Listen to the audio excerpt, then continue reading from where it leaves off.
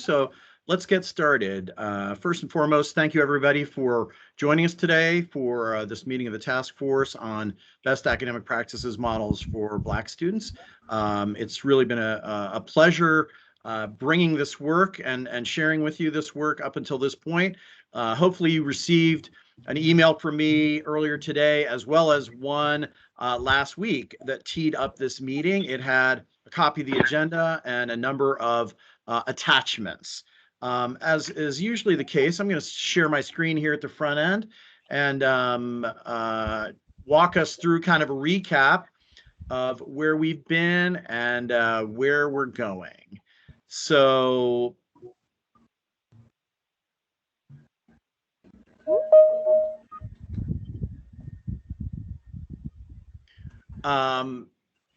here's the work that we've accomplished so far. At our very first meeting, we talked about the purposes of the task force, and we had an excellent data presentation from Heather Boughton and others on my data team.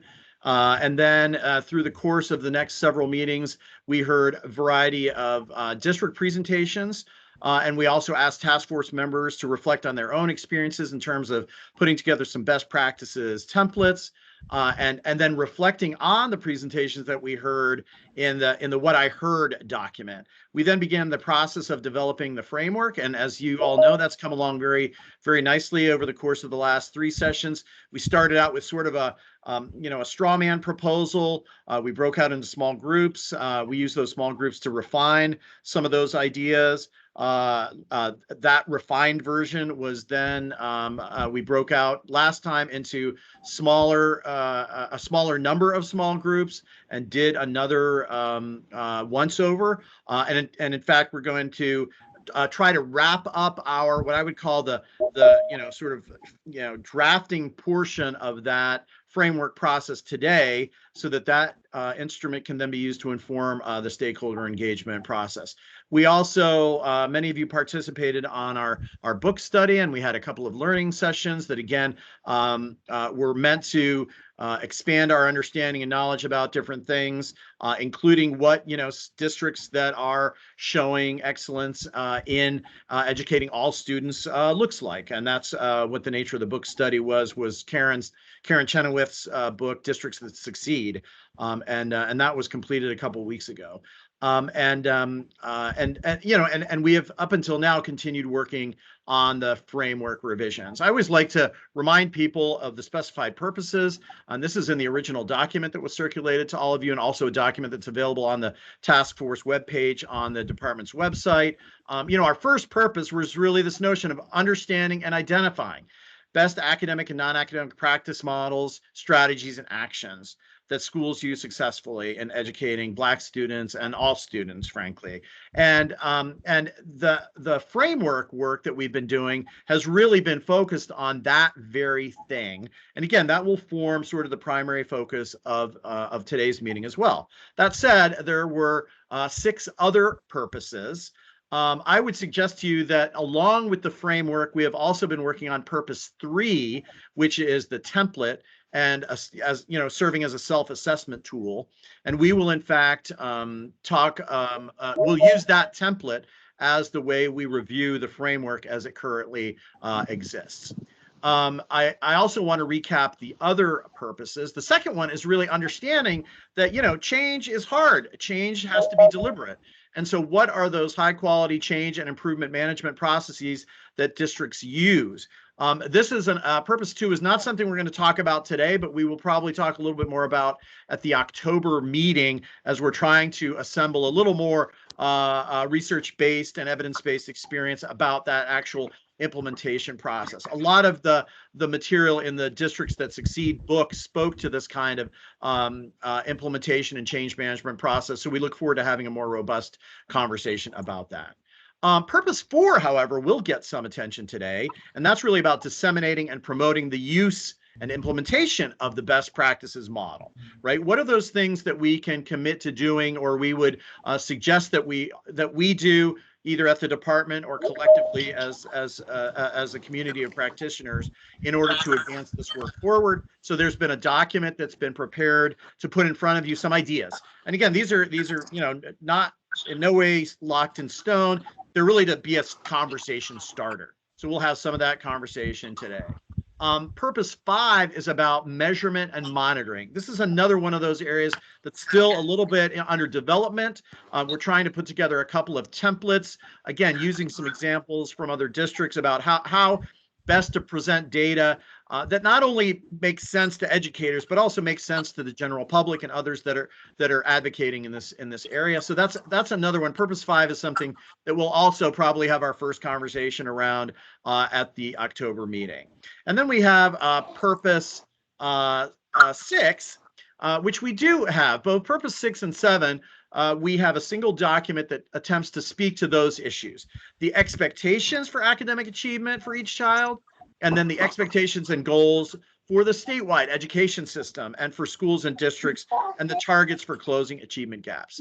Again, the documents you have before you have sort of been put together in the interest of serving as a, as a discussion starter. These are meant to get your ideas flowing and for you to start giving us feedback, because what we really want to do is do the same things that we did in the with the framework, which is, again, get your ideas, go through a refinement, synthesize those ideas, give you another draft, and continue to iterate that till we get it to the point where we feel satisfied. So just as a lead into our first category of discussion, which is the framework, I wanted to remind you that the framework process evolved into having these 4 main categories: leadership and organizational commitment, curriculum, classroom practices, and academic supports, student supports and empowerment, and community and family supports and partnerships. And that for each of these framework categories, then, and if you recall this from last time, we defined a variety of dimensions. Dimensions are like sort of the high level subcategories. And then for each of the dimensions, we defined a series of look-fors. What are those things you should see in a school or should be able to see demonstrated that reflect that particular dimension, which then reflect on that particular category. And so what we're going to do is work off of the framework template. Now, I'm hoping every one of you you should have received this document twice, and you should have spent some time reviewing it. Many of the things you'll see on it are the same things that you saw the last time, but they have since been refined based on the feedback that we got last time. And now they're laid out into this template format. So you can kind of see what we're working on in terms of a tool that can be useful. It can be useful to schools and districts. It can be useful to parents and parent groups. It can be useful to community advocates and others that simply want to ask themselves and ask their districts and engage with their districts on these best academic practices models. So we're going to go into detail with that. And then, so that's going to start the first part of our discussion today. And then we're going to talk a little bit about stakeholder engagement. Many of you, not all of you, but many of you received a separate email from me earlier today. And for those of you who are affiliated with associations or what have you, it would have also copied and included the representative of that association. And it basically made an ask for the conducting of stakeholder engagement within your association. So the Elementary Principals Association was asked to, bring a group of elementary principals together. And what they're going to do is look at this framework after this one more round of improvements and changes that we will make based on today's conversation. But as part of that process, we also committed to providing a PowerPoint deck and a facilitation guide. And that's one of the things I want to talk with you a little bit about, because since each of you will be part of that facilitation process, one of the documents I included was a beginning draft of a facilitation guide. And I'll want, again, time permitting, I'll want a little bit of feedback on whether that makes sense to you, that's workable for you. And again, as with all the things we're going to talk about today, you'll always have opportunities to provide additional feedback even after the meeting is over. So we'll talk a little bit about stakeholder engagement. Then the last 2 segments, I really want to work on some of the other documents that I sent you. The first one is really the implementation document, strategies for implementation. And again, this represents a number of discussions, concepts that we've used in other settings, ideas that we've had on implementation activity generally. Again, meant to be a conversation starter, so we want people to respond and react and come up with their own suggestions and ideas as well. So we'll do that. And then we'll conclude with a review of the student, school, and district expectations document. And again, this is really meant to sort of hold out, like, what is our vision? What are we envisioning in terms of what we aspire to for our students, and then what we want to hold ourselves accountable for as schools and districts in the education community to accomplish. Hey, Jilly, and that idea in terms of accomplishment is really you just throw me down that orange shirt I had on. I just hung it up. If you could make sure you mute your microphone, that would help us, because we're hearing a little bit of background conversation there. If you're on the phone, to mute your microphone is *6, *6. So that expectations document, again, hopefully you had a chance to read it and review it, reflect on it, and again, it will form a part of our work, because we need to have some general agreement about what we're really aspiring to achieve, and those objectives. So with that, I will stop sharing my screen for the moment while I switch to a different document. And just once again, you all hopefully remember how to use the hand raising feature.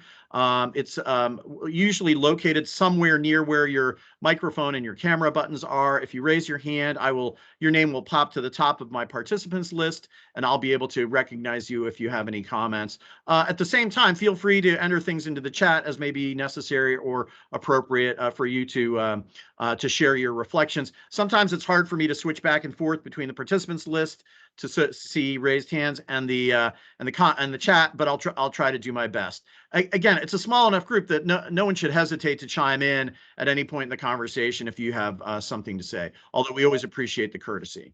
So with that, is there anybody that wants to speak to the plan for the day or have any other reflections before we dive into our first main agenda item? The other thing I should comment on, thank you so much for your indulgence in changing the time. Many of the educators on the task force had made observations that they would still, our usual time was, I think, from like 12:30 to 2, and people were, now that schools are back in session, that was going to be complicated for some people. So I really appreciate people engaging and their willingness to come out at this time of the day and be with us through 7 o'clock this evening. Any questions or comments at this point in the conversation? And if not, I'll take that as a good sign. And again, now I will share my screen again. And again, I'm going to challenge you, right? Because you all know me by now, and I like to talk. And the last thing I want for this meeting to be is me talking all the time, right? So I hope some of you, there have been several of you who are really good at commenting, chiming in, and so forth and so on. And I hope more of you feel free to do that at this meeting, because as you can imagine, this is really the crux of our work, this template. Hopefully you can all see that now. And what we're just going to do is I'm just going to go through it, and I'll be taking notes as we hear comments. And again, pay attention to this, because as you facilitate your stakeholder engagement, you'll kind of want to do the same thing. Although what we're going to try to do is, rather than have you go through the template, we'll put it in PowerPoint slides that you can use as you go through with people. So this is category 1, leadership and organizational commitment, and you'll see at the very top. Hopefully this is legible to all of you. I apologize to those of you on the phone.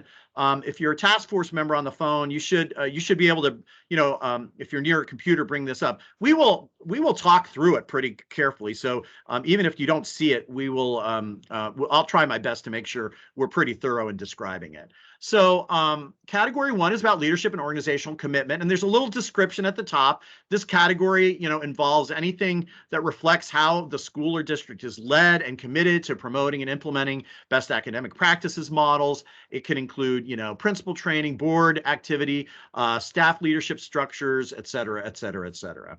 And so this one, as you can see, has 4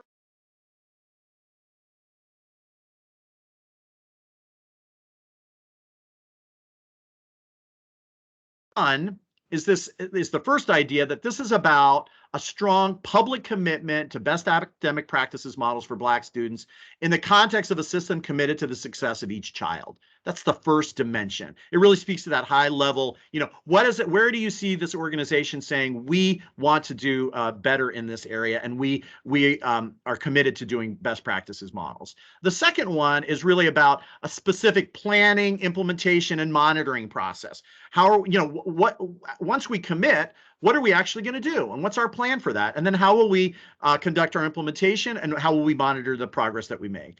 The third one is really about quality principles, recognizing that in the leadership position, the person who leads the school plays such a very, very critical role in the success of that school. And then finally, the fourth one is really about the staff role in leading this work and how they are leveraged as committed leaders to the work. So one of the things I want you to think about is those four things. Are those dimensions the right dimensions? Are we missing anything within those four dimensions? And then, so as you think about that, let's also look at the look-fors, right? And this is one where I will ask you, and I will do my best to summarize. I'm not going to read these out loud one by one, but so for this first dimension, which is that public commitment, there are 6 look-fors. One is this idea of explicit recognition by the local board and the superintendent, right? That there's a need for improving academic outcomes. The second one is really this concept of having a shared language, a shared definition of equity and equity goals. The third one is conducting a review of policies and practices that relate to equity to make sure that any inequities are addressed. The fourth one is really this notion of looking at data. That's come up time and time again in all our conversations. The importance of looking at data, reviewing data, asking questions about data, and doing it in a way that's understandable to both the administrators, to educators, and to the general public.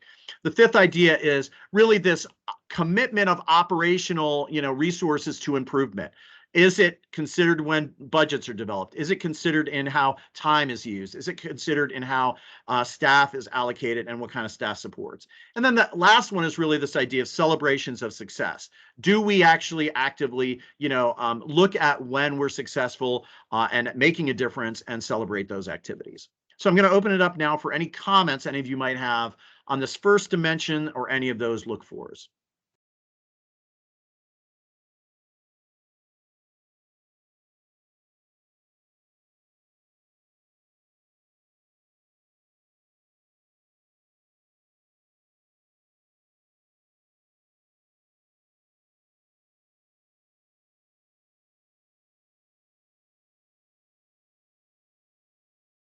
Claudia, do you want to just go ahead and articulate your comment there?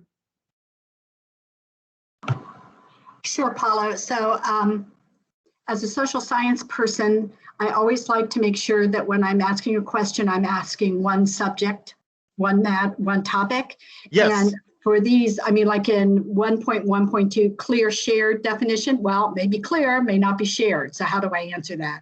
And the first one is the recognition by the board, the super administrators and staff. And if I'm saying, well, some have and some don't, I'm not sure how I would answer those. So I think if there's a way to somehow think about that and approach it so that it is clear, that would be helpful.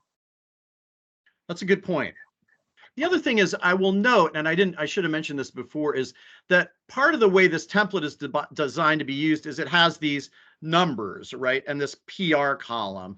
The numbers are really meant to say, the way it's categorized here, and again, this is really meant for discussion purposes as well, is number 1 is sort of not present. Number 2 is in early stage of development. 3 is beyond the early stage and developing well. And 4 is fully developed. And then the PR column is really, as a group might fill this out completely, what the vision would be to say, hey, here's some things we're doing pretty well, and here are the things that we really want to work on. So the PR column was meant to be sort of check boxes for, hey, we need to focus on this. So that, because I think if people find deficiencies in all these areas and try to address them all at the same time, that's never very productive. So the PR column is meant to help people prioritize what they want to work on, and perhaps based on its impactfulness, or sometimes it's first things first. So your comment is a good one, and we can make an effort to as we go through a final revision, try to clarify some of those points. I also want to recognize that in any particular case, sometimes it's variable. Sometimes, you can be satisfied with one part of it, knowing that, it may be shared, but it's not the clearest it could be, or maybe really clear and it's shared by lots of people, but maybe not everybody. I mean, I think there are always going to be gradations that are going to impact some of this work. Gemma, I see your hand up. Do you want to reflect as well? You're mute, Gemma, if you. I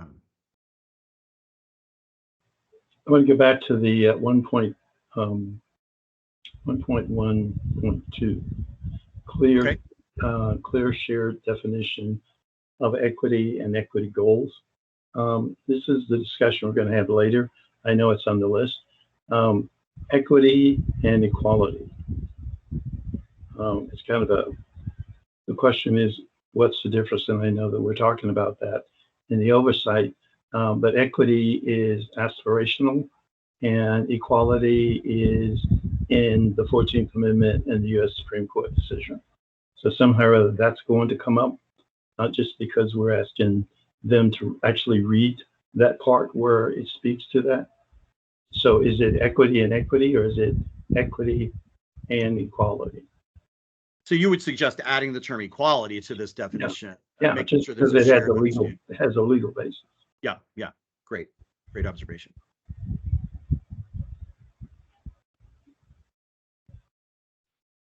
Okay, let's go on. Dimension 1.2, specific planning, and here there are 3 look-fors.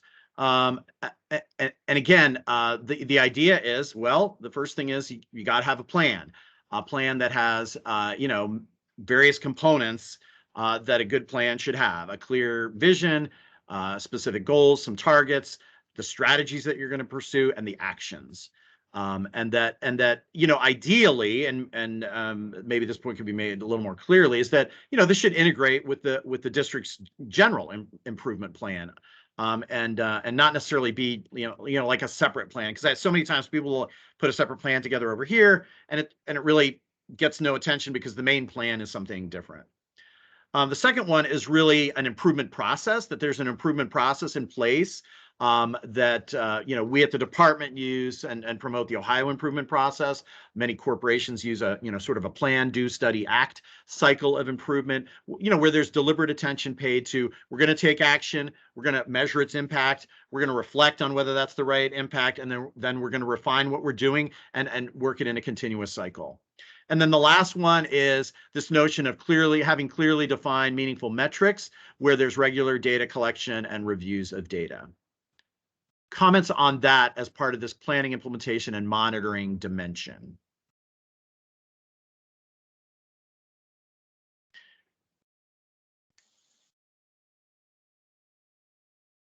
Paulo, this is Willie Ann. Yes, go ahead, Willie Ann. I have a question. Please. Let's see where you say these are there's nothing in. Okay, we can say the monitoring and what have you, but there's nothing written or nothing indicated as to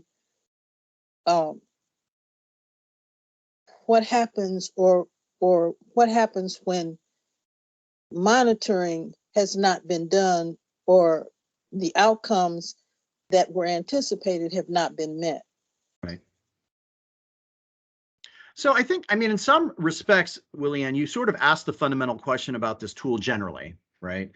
Let's say you and I get together and we go to, any town school district and we start, asking them, okay, we want to see which of these practices you have. And we start using this template. And we end up deciding that, well, of the many things on here, they're doing maybe 10% of them, right? Well, what recourse do we have then, right? And I think that's really part of the implementation question is really, in some respects, that one. But it's also part of what is our role and our commitment as the people who we are in the education system, right? So the ultimate reality is that people have to come to the conclusion that that they want to do better and perhaps this tool sheds light on what they need to be doing better at, and they make a commitment to do better. Now, at the same time, your point is well made, that they may try to do better, but they may not do better. And at some point, the question, recurs to everyone about, okay, what should the state do? And the state has a long history of trying to answer the question of what do we do when there's persistent, failure in a school district. I don't want to get into that right now, but it's often asked. I think school boards have asked that question of themselves. I think community leaders have asked that question of themselves. And so I don't know that in this document itself we can answer it. I think in some ways we could have this discussion as part of the implementation, right? Because if things aren't happening, what parts of an implementation strategy really kind of motivate people to pay more attention to the things that are going to make a difference? I think that it should be specified, or it should be in writing, because if it's not in writing, it is not so.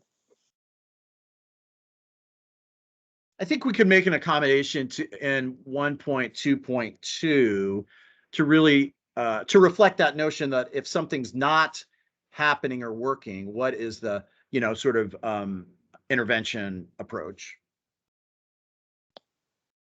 All right, thank you.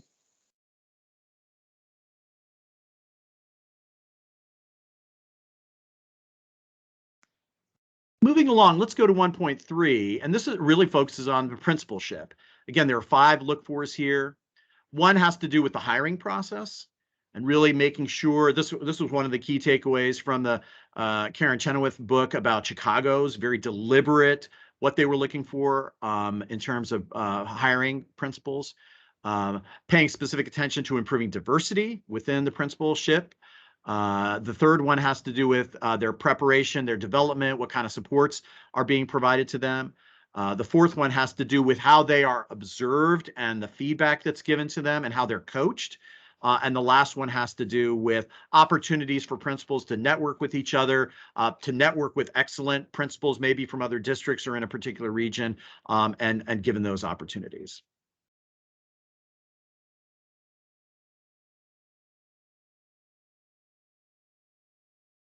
Reflections on this part, especially from the principals who might be on this call.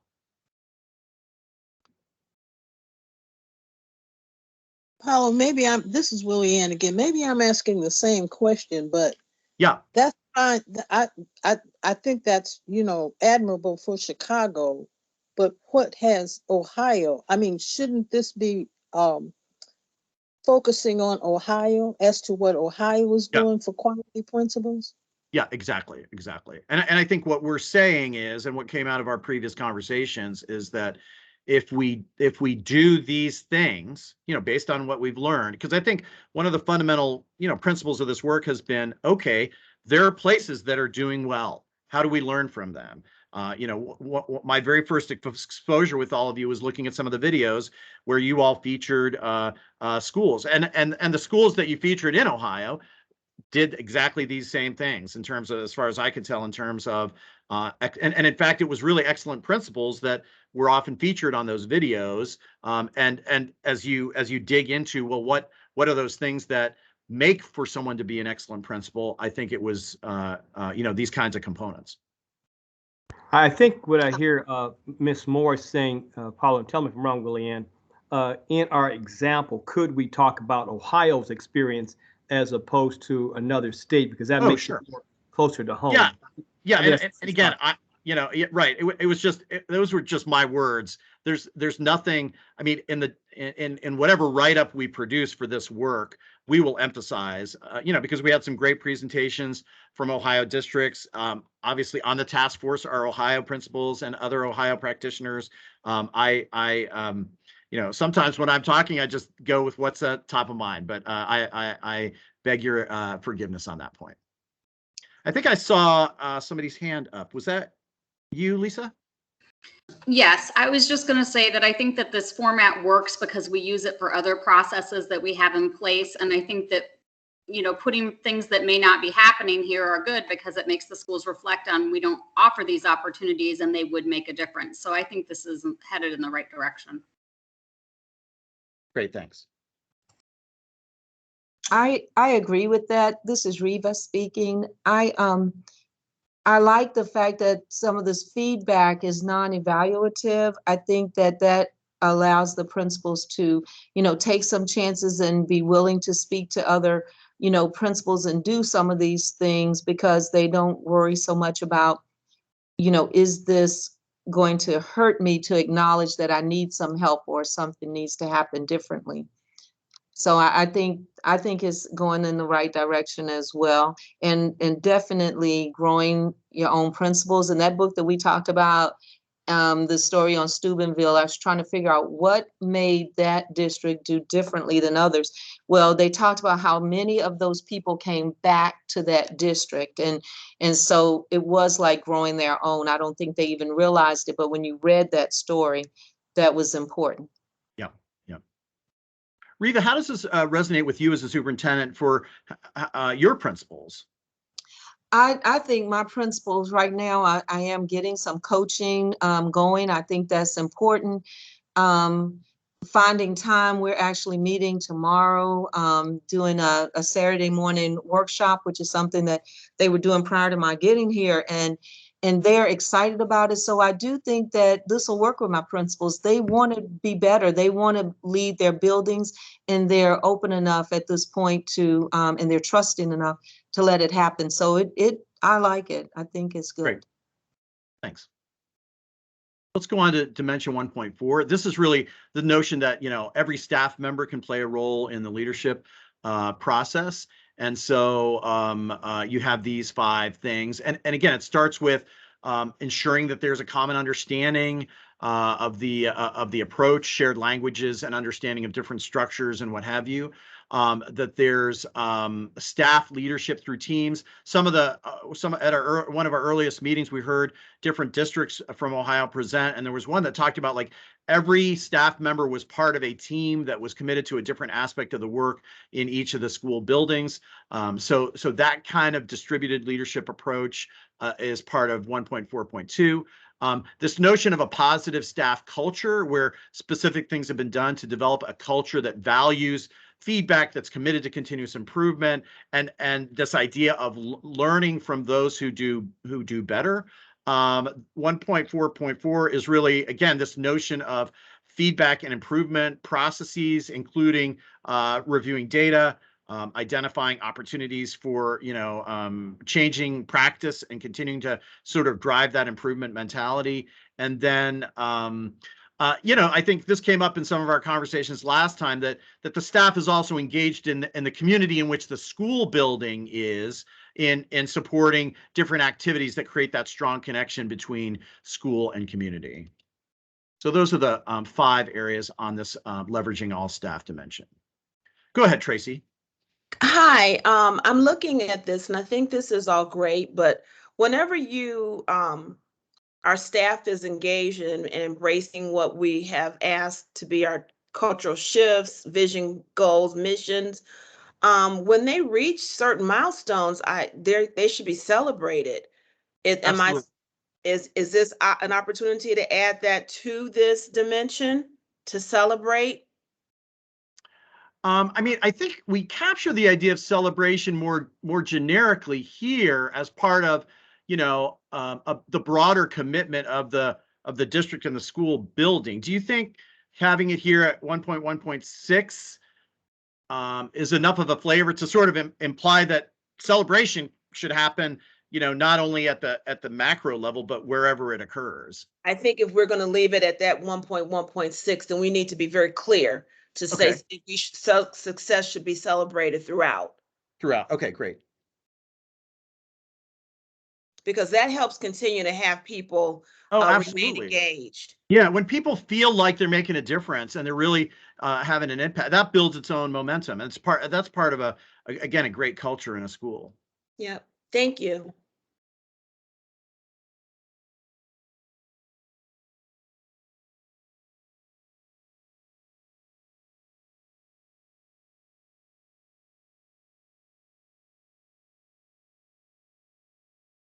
Okay, shall we move on to the next category? The next category, I think this is our longest one. So this is curriculum, classroom practices, and academic supports. Again, this involves anything that relates to the academic experience, from instructional materials, curricular programs, honors courses, and so forth and so on. This section is divided into, let's see, 2.2, 2.3, I think it's 6. No, 5. So no, 6, yeah. The first one has to do with an academic practices approach. This is really this notion that we talked about earlier, which is, the concept of an instructional framework. Although we got a lot of pushback on using the term instructional framework, because it's like, well, that's kind of an inside, jargony kind of concept. So I tried to actually, when I wrote and synthesized your feedback on 2.1.1, tried to kind of capture what that really means. So, but this notion is that, there has to be some cohesiveness around here is the way we are approaching the educational experience for our students. The second one, 2.2, is really the actual academic content, programs, and lessons. Again, we heard a lot from the different districts we heard from. Some were using High Schools at Work, some were using Success for All, some were using Project Lead the Way, some were using different packages and programs and content areas that were evidence-based and had a track record of success. 2.3 is really about the excellence of the teaching and learning practices. 2.4 is about, again, sort of this issue of professional development and coaching, really supporting teachers in the academic experience. 2.5 is creating those conditions that are conducive to student learning, and that has to do with, how students are engaged and what the level of engagement is, and the, the establishment of those norms that create, the academic setting in which learning can take place. And then this idea, the last one, of beyond the classroom academic supports, additional time, tutoring, use of supplemental learning tools, and what have you. So those are the 6 aspects of this category. Jim, I see your hand up. Did you want to make a comment? You're mute again. Yeah, can you go back to the lead on this particular section for a minute? Sure. Okay, curriculum, classroom practices, and academic supports and achievement, because the end goal is achievement. People support academics, they just don't get the academic outcomes achievement level. So I think that's great. I'm just suggesting they get the support. Yeah, I can add that. Yeah, that's all. Perfect. I think the detail is there. I think every time we have a category, people scan documents. If they see that first, it'll be consistent with the overall. Yeah. So you're saying add it to the description here at the top. Yeah, just after support, academic support and achievement. Yeah. Excellent. Thank you. Okay, let's again do our little look fors approach, right? Defined academic practices approaches. The first 2.1.1 is again about that sort of instructional framework. And many of you, know the common ones. It's, Hattie's Vision Learning, it's Schlechte, it's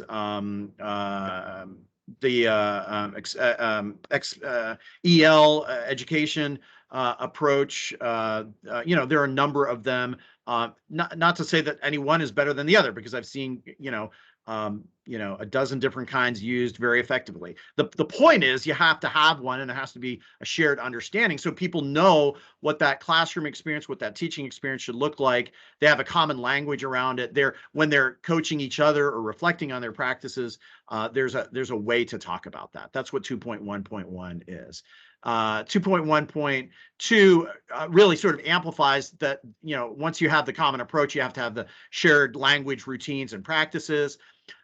2.1.3 is really setting aside specific time. Merle is always a big champion for time for teacher collaboration and review of data and attention to what's happening in the classroom, discussions about what we can improve, and so forth and so on. 2.1.4 is, using proven programs. And I list some of the ones that have been mentioned there, but obviously this is not an exhaustive list, but just meant to be illustrative. And it includes things like early college models, international baccalaureate, and so forth and so on. 2.1.5 is this idea of access to career technical education opportunities. And we had some good discussion about the importance of those opportunities and not, shutting those doors off for many of our students.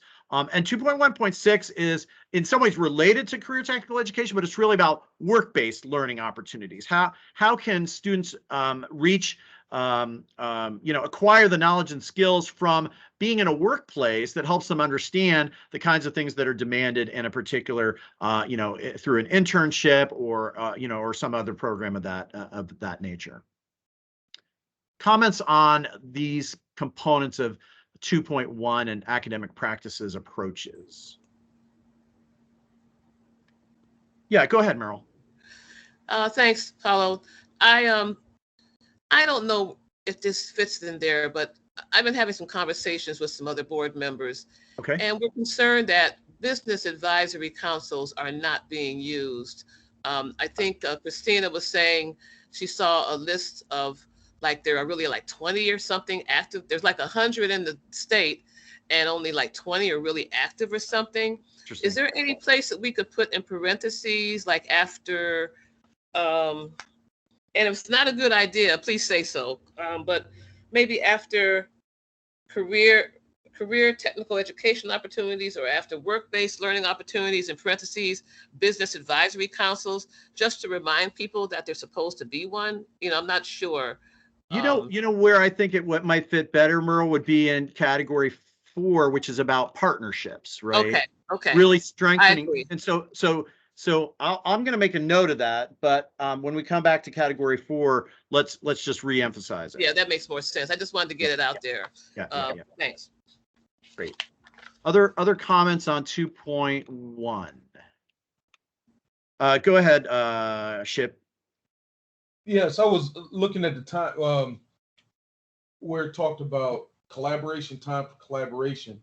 I don't know how else it could be worded because we typically have some kind of contractual issue with getting certain things done within the day. Right.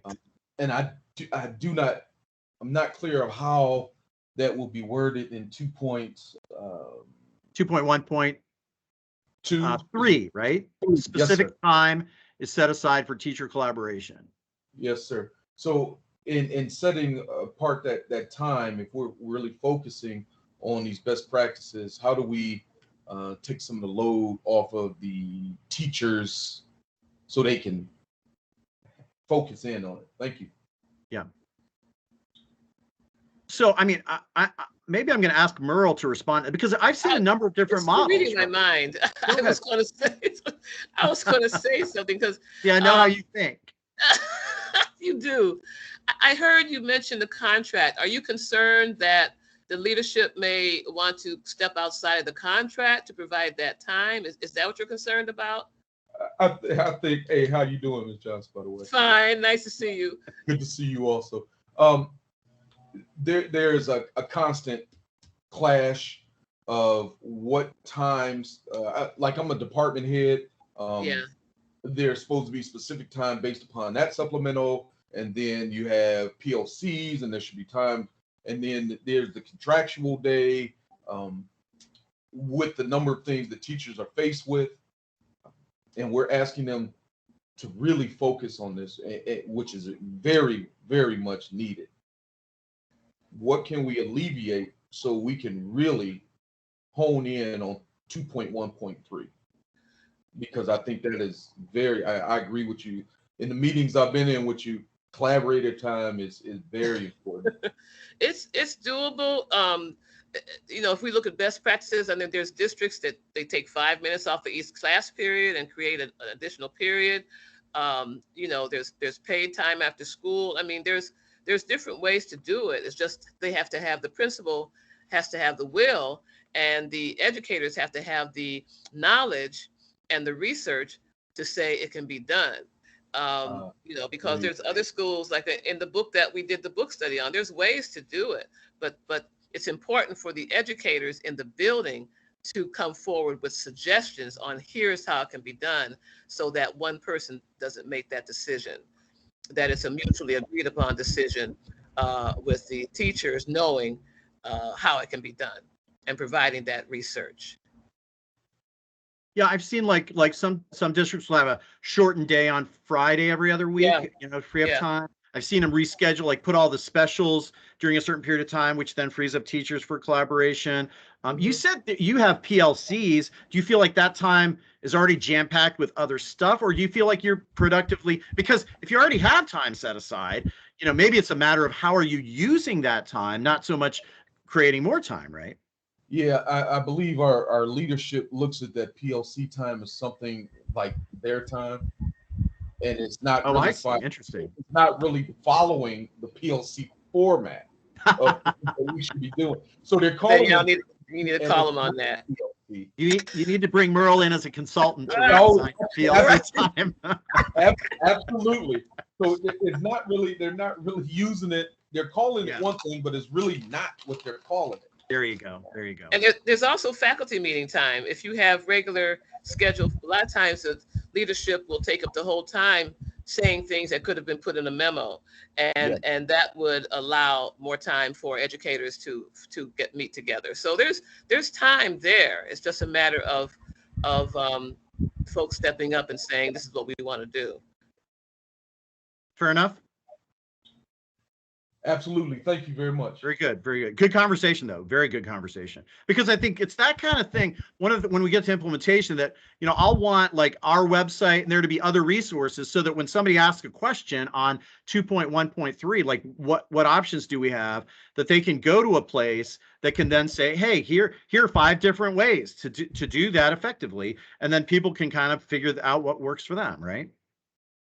Jimmy, you have your hand up. Do you want to go? Yeah, I was just listening to that conversation. I had a meeting with the 3 tiers of NEA, national, state, and local. And one of the things that I got out of that meeting was if it's in the contract, there's no discussion. If it's not in the contract, there is a discussion. So one of those recommendations could be look carefully at your contract, and if it's best practice, try and make it a part of the contract so neither the teacher nor management is trying to go around and create something. They may create the way they want to do it, but contractually it would already be covered. Yeah, and even to your point about if the PLC isn't being used productively, that could be, you know, again, you know, one would wish that you wouldn't have to drag that into the contract negotiation, that you could just have a discussion about, okay, let's talk about what's happening in PLCs and what could be handled through emails or other notices rather than, you know, because sometimes those are just unidirectional communication of information. And is that really the best use of those kind of time periods? But now it's been a while since I was in the classroom. I retired in 2012, but back in the day, we had something called memorandums of understanding that individuals could sign with their principals if there was something that they wanted to do that may have been outside of the contract. So I don't know if that's still true, if it still works, but you know, that might be something to look into. Deb, you want to weigh in? Yeah, you know, one of the things when I'm listening to this, I'm hearing everybody thinking of the school day and how do we fit things into the day the way we know it. I would like to suggest we start looking at the school day as something that can be reimagined or redesigned in a way that is useful for what we want to accomplish. I think that's a really important thing. One of my frustrations in listening to anything where we talk about how do we make changes, it's always changes to what we're already doing as opposed to thinking outside the box. And I hate that phrase, but anyway, I'm going to use it in order to figure out new ways to do things. Yep. So Yep. I just wanted to add that. No, I think that's a great point.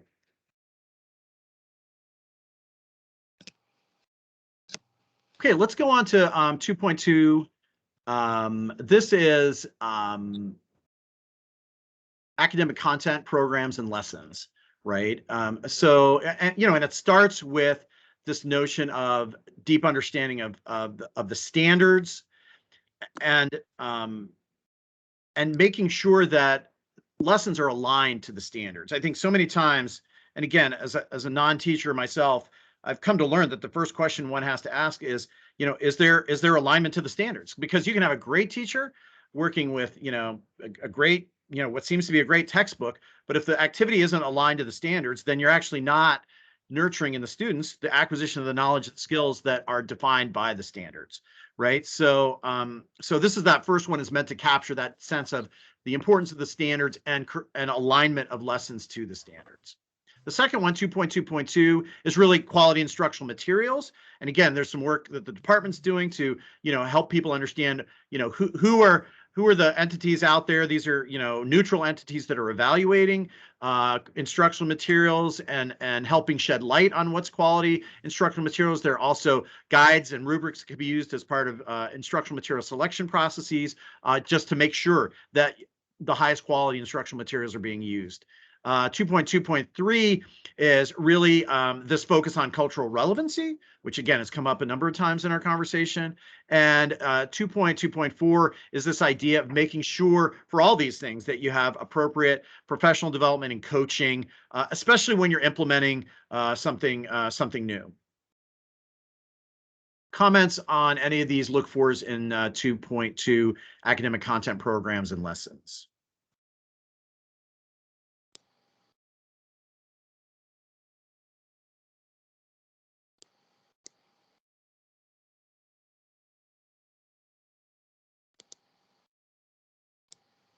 All right, I'm going to go ahead then to 2.3. This is excellent teaching and learning. So again, just to differentiate a little bit, 2.2 is the sort of the stuff we use in the classroom. 2.3 is the actual activity of teaching and learning. So 2.3.1 is, our continued commitment to high expectations and emphasizing grade level or higher work. 2.3.2 is that the approaches to the teaching experience really support each student getting the support they need. I think this is, when we think about our definition of equity and our definition of equality, it's really focused on how do we meet the needs of each individual student, and what does that look like? And this concept, I tried to put those more education ease terms in parentheses, and here I use the regular words to try to capture the sense of what a multi-tiered system of supports is, and then I put multi-tiered system of supports in parentheses so that people understand kind of the implication of what we're saying. 2.3.3 is really this notion of teachers understanding and really having that close relationship with their students about their attributes and needs, and therefore able to personalize the learning experience for those students in a way that speaks to their culture and to their needs. 2.3.4 is about using technology effectively. And 2.3.5 is making sure that the classroom environment is engaging for students and speaks to their personal aspirations and desires, and this notion of personalization of learning. And I kind of expand on that with this concept of some level of student self-direction. So those are the look-fors in 2.3. Go ahead, Willie Ann. I just wanted to go back to 2.3.1. Okay. Black students are challenged and held to high expectations, grade level or higher work is emphasized. Can you put in there and provided? Yeah. To emphasize it is one thing, but it should be being provided. Absolutely. It's a much clearer word. Merle, go ahead.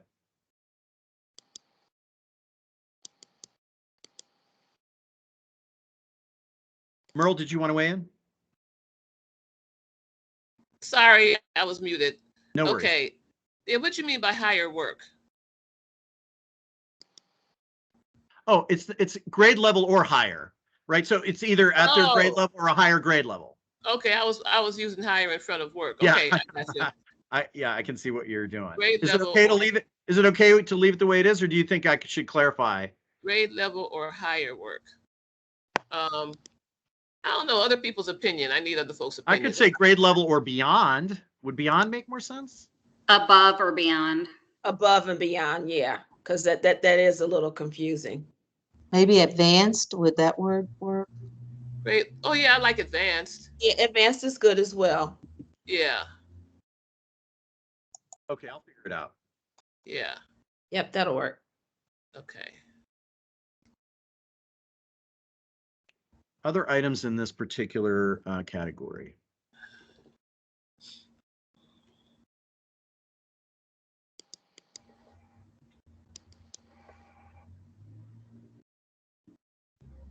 All right, shall we go on to 2.4, professional development and coaching. So again, we try to, let's see, there are 5 of these look fors. The first one has to do with observations and providing actionable feedback on teaching practices, this notion of instructional rounds and coaching approaches. The second one is really how does the system identify, or engage in teacher improvement practices and meeting those development needs, including by, eliciting from teachers their input and reflection on teacher performance data. The third one is quality professional development that's embedded and sustained and that supports high quality classroom practices. Which again could include things like project-based learning, mastery learning, strategies to maximize student engagement, et cetera. 2.4.4 is really coaching, focused on ensuring those high-quality teaching practices. And the last one is removing barriers and providing time and safe space for effective professional learning and improvement. This is somewhat different than the time for collaboration. And so I wanted to just point out that distinction. Ship, do you want to go ahead and weigh in? Yes, sir. And would this be a good spot, because we do have the word sustained? Yeah, I call it, I said sustained, but it's written here continuous. Yeah, to emphasize the idea of this being continuous. I'm trying to look at the entry point for making sure that that word is embedded. Like I also use ongoing from time to time. Yep, I think just ongoing, because this is for that change to take place and for it to be measured, it's going to have to be almost like longitudinal. Yeah, it just has to be a commitment. We're always in that continuous improvement mentality, looking for ways to get better. I can capture that. Yes, sir. Thank you.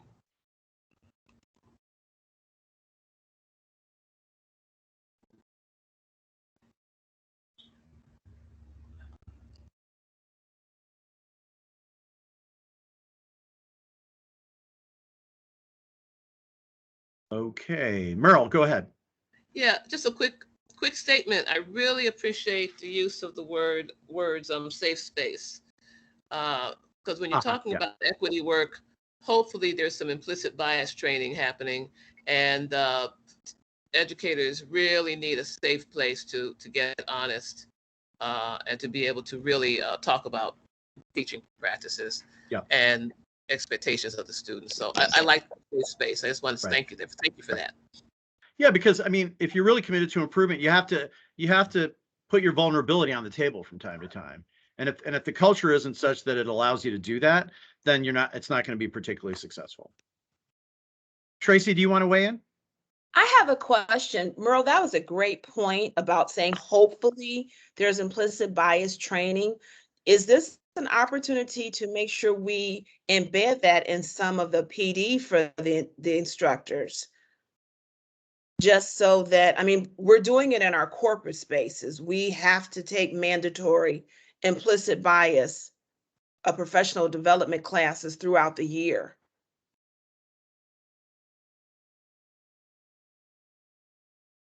Yeah, that's a great point. And I'm trying to see where we talked about, we have cultural relevancy in the program content area.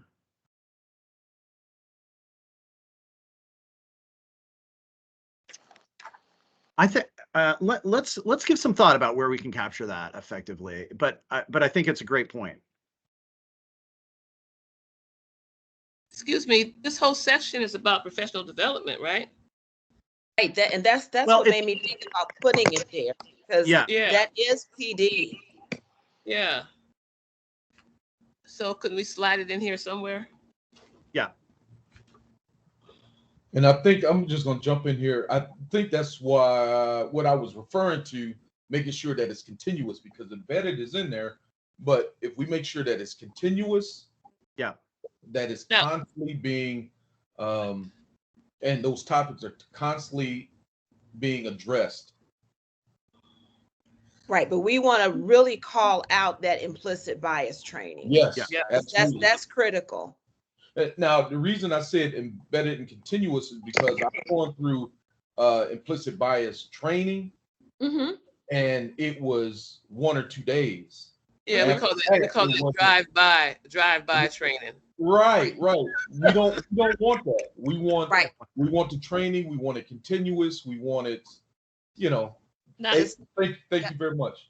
in Yeah. 2.4.3, it does say embedded and continuous. Yeah. So you're saying you want to see it other places besides there? I'm sorry, I was on mute. I think it goes right along with the when we were, I can't remember the change that you were just going to make, Paulo. I think it was in 1.1.2. But yeah, if we can make sure that it's hammered that this has to be continuous. Even in the dimension name, maybe we could, in other words, it's like ongoing. Yeah, that's good. Continuous. That's a good idea.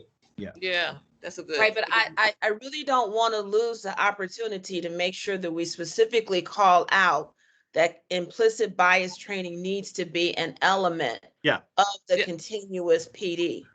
I'm looking to see where you could put that. Let's try to write it together here. Just take a brief. I think I'm gonna add a new look for, right? Let me see if I can do this. Well, we want to put in parentheses examples of those trainings, like implicit bias trainings, just to make sure that we label them so they know what we are getting at, so we don't lose that. That could be don't we have high expectations somewhere in one of these look for? Yeah, but it's actually expectations for students. But in order to have high expectations for students, folks have to check their bias. So it's connected. Right. It's connected. But is there a wider range of trainings? Like I've heard a lot of people say microaggression training is also, and while you could argue that's kind of the same as implicit bias, it's a little bit different. And then there's, go ahead. Anti-racist training is like an umbrella for all of that, but I don't know if you want to put that in there because it might scare somebody. People that might not be comfortable with that. I'm sorry. I was done. Oh no, I was thinking, just looking in the OEA book, just what we're looking for things. I mean, we have supremacy, white supremacy, and white laws. So why not follow along with that in the OEA handbook? Could we possibly say something that said, I think someplace where we had it, we said an appropriate PD. And so for example, and then give some examples, because different districts may feel a need to do a different type and may not be able to do all of them. So I think maybe we don't want to have that, like you have to do this one, but I would say maybe some examples of the type of PD that we're talking about, which all deal with, racial equity or something along those lines. But I don't think we should say you have to do a particular one. Makes it difficult, potentially. I agree. And Paul, I think it might be a separate look for rather than as an example, because that gives it so much more strength. Right. So if you're looking at the screen, I've added this new one that says professional development that addresses implicit bias and other practices that may impact equal educational experiences. I know that's really kind of not quite right, but does that kind of get at what we're talking about? Yeah, but I think you should use equitable education experiences instead of equal. Okay, equitable. Okay, great. So, and again, let's all think about that. And I'll call it out for you in my next email to you so that we can reflect on it, just to make sure that captures what we're thinking. Go ahead, Gemma. Yeah, I have a problem. I stated this earlier, so I'd like to restate it. Yeah, please. There are no laws related to equity. There is the 14th Amendment and a Supreme Court decision that deals with equal. So I don't have a problem with equity, but I think they should be used together because that falls within the Constitution of Ohio. So equitable and equal education experiences? Yeah. Okay. Equity and equal go hand in hand. Yeah. Perfect. Thank you. That works. Okay. So moving along from professional development to 2.5. 2.5 is conditions conducive to student learning. The first one is about effective and engaging classroom experience. All students are engaged in learning. The second one is giving students voice and choice in the learning approaches. Students have input in defining classroom norms, mutual respect between students and for students and other participants, and for varying opinions. And then evidence-based processes that support expectations of good student behavior, like PBIS, Leader in Me, E plus R equals O, PACS, etc.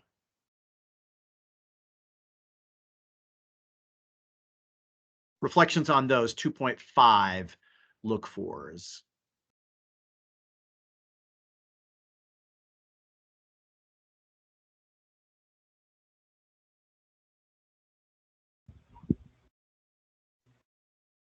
I heard you say voice and choice. Where is that?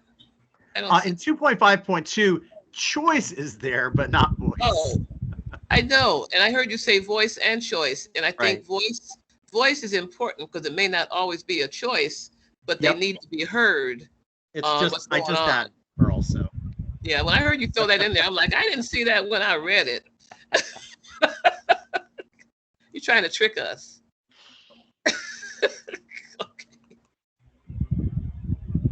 Other comments on 2.5. Jimmy, go ahead. Or is your hand left before? Yeah, one of the, I'm not sure if you make this a recommendation here or an example of, but the state of Ohio with Qualia and the Pearson Foundation did a three-year student analysis, I believe, of close to 100,000 students. And one of the things they came out of that study with, and I'm not sure if everyone has seen it, is Race Matters, Students' Voice. And it broke it down into segments of groups and who depended more on the teacher than others. So if one hasn't read that study, it was done over 3 years, over 100,000 students. And as a background piece, that would be helpful because they did that in multiple districts across the entire state. Can you put it in the chat, Gemma? Yeah, I'm not chat oriented. It's okay, Gemma. If you would just email me. I will email me the title or a link or a reference. I will email him the study, and then I'll share it with the group. Cool. Yeah, no problem. Thank you. Very good. Thank you. All right, then. So let's go to 2.6. This is beyond the classroom academic supports. I have a quick question. Yeah, go ahead. I'm sorry. 2.5.4, when it says mutual respect for students and other participants, what is your thoughts on who are the other participants? Well, like teachers, aides, other staff in the school, visitors. You're really observant, Venezuela, because I sort of struggled with the way to say it. And so Maybe I just could wanna just make say sure other that- people. I just want to make sure that included parents as well. Yes, yes.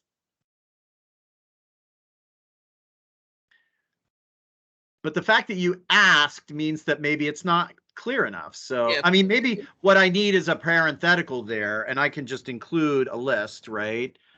Staff, teachers, parents, etc. And I can build that out a little bit more. And if we say families instead of parents, that means you cover the caregivers. Yep. Yep. Yes, I agree with that. And your brothers and sisters. Yeah, everybody. Okay.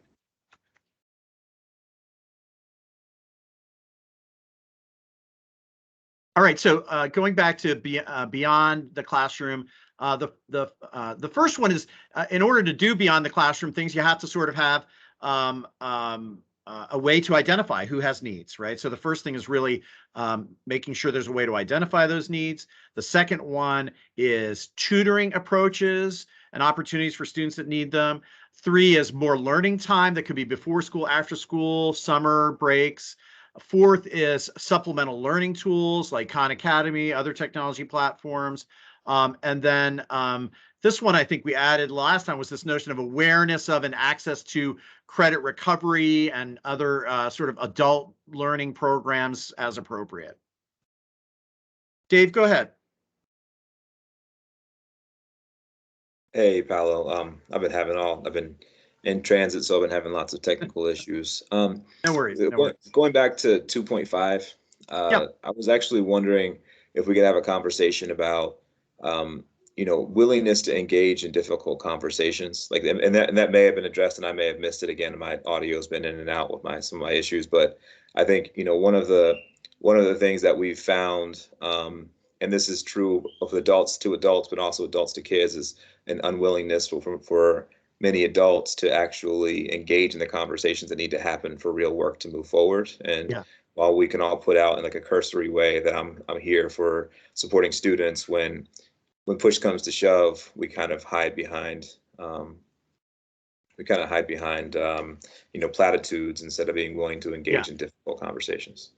So I think in 2.5.4, I have this phrase, varying opinions. So I think the concept is that mutual respect for varying opinions is expected and demonstrated. Do you think I could build out that varying opinions, or maybe add sort of like a second phrase to this one about, like you said, willingness to engage in difficult conversations, right? Something like that. Does it fit in that 2.5.4 category, do you think? Yeah, it makes sense to me there. I mean, obviously others may have a different perspective, but I appreciate that. I think it fits there. Yeah, that's a great addition, Dave. Yeah, I agree. Very good point. I agree. Yep. Can I go back to 2.6? And Yes, I'm not please. sure where this should be. I didn't see anything in there, and maybe I'm missing it as a school board member versus an educator, but I don't see anything that calls out an opportunity to have those calm spaces, quiet spaces for those students that may need to have some learning outside of the classroom? Or is that further down the list? Well, I'm trying to think that in the student, I think we have something around those kinds of approaches in the student support section, especially if you're talking about that are more like trauma-informed practice kind of approaches. Yes. Because I think we differentiated that while those are oftentimes sort of precursors to the great learning experience and not necessarily an academic experience itself, if that makes sense. Yes, yes. Okay, fair enough. So you hold me accountable for making sure we cover that when we get to category 3, okay? Okay. Great. Charlotte, go ahead. Thank you, Paulo. One of the things under 2.6 is where we talk about after school supports and empowerment is mentoring. I think we should include mentoring because we have a lot of communities that care models where mentoring is making a difference with students for academic achievement as well as school attendance. Yeah. And I think what we'll find and again, Unless hold me it's accountable to somewhere this. else. I think it may be in the partnerships category, because a lot of mentoring programs, well, even sometimes when they're internal, they're focused, on more than just the academic side of it, and sometimes even more so on the non-academic side. But hold me accountable when we get to category 4. Because if mentoring, if it still occurs to us that mentoring ought to be also featured in the academic side, we can add it here. I don't think there's any hang up. In fact, I'll just make a note to go ahead and add it. Okay, so we are now. You might think, oh, we've done 2 and we got 2 more to go, and we've been at this for an hour, an hour and 15 minutes. But the last 2 are shorter. The last 2 are shorter. So let's dive into category 3, which is student supports and empowerment. Again, you have this brief little description that says these are the things intended to provide sort of those non-academic student supports that really are precursor. In other words, if we don't pay attention to them, then the student won't be in the right frame of mind or of the right disposition to engage in those academic pursuits. So while we always emphasize academic achievement, that's what it's all about. We know that we have to pay some level of attention to these issues, right? And in this section, there are 3 dimensions, right? The first one is meeting whole child needs. The second one is student belonging and pride. The third one is student self-awareness, motivation, and future planning. So let's, again, if there are any questions, raise your hand, but I'm going to just dive into the first one, meeting whole child needs. Again, just like we did at the end of the last one, about those after beyond the school walls activities. The first thing is having a process by which you identify what those student needs are. What's your school's approach? What's your district's approach to understanding the needs of your student? The second one is once you understand needs, you got to have a plan for meeting those needs. So what does that action plan look like? I make reference to our whole child framework at the department as a good tool for helping students, and schools to think through the variety of different components that would be included in a plan like that, including nutrition, physical, mental health, social emotional learning, trauma-informed practices, et cetera. 3.1.3 is looking for and engaging outside partners to help meet those needs, right? So you might have a social service organization or a mental health provider in the community or a regular health provider in the community coming into the school to help out, or dental services or vision services or other people that have a shared commitment to reaching student needs in some particular way. 3.1.4 is to continually sort of measure and gauge the impact of the actions that you're taking. Are we actually making a difference and helping the students? And 3.1.5 is addressing, this is sort of the whole disciplinary, the phenomenon that we see in the data that shows that Black students are disciplined at higher rates than other students. Really, taking that head on and addressing excessive and overly punitive disciplinary actions. So comments on this 3.1 category.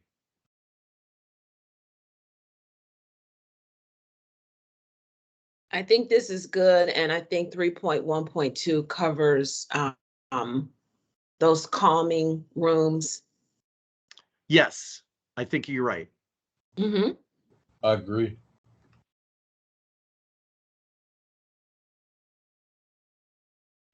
This is one of those areas where, again, is trauma-informed practices too jargony for the lay person? And if you think so, I'm open to other suggestions.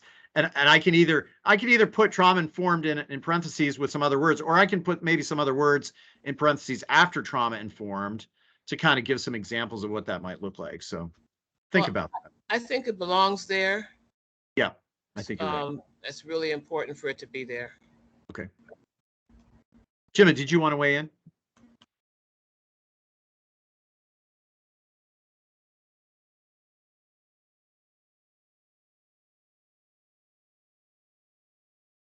Jim, I don't hear you.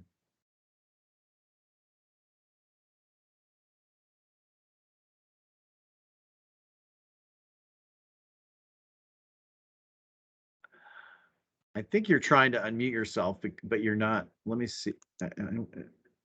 I don't think I can help you. There you are. Go ahead. Yeah. trauma-informed practices.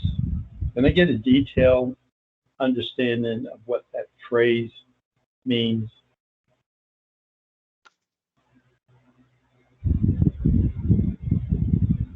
Does someone have that?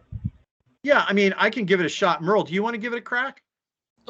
Well, I'm going to let you start. Okay. I think what it means is that recognizing that students may come to school having experienced trauma.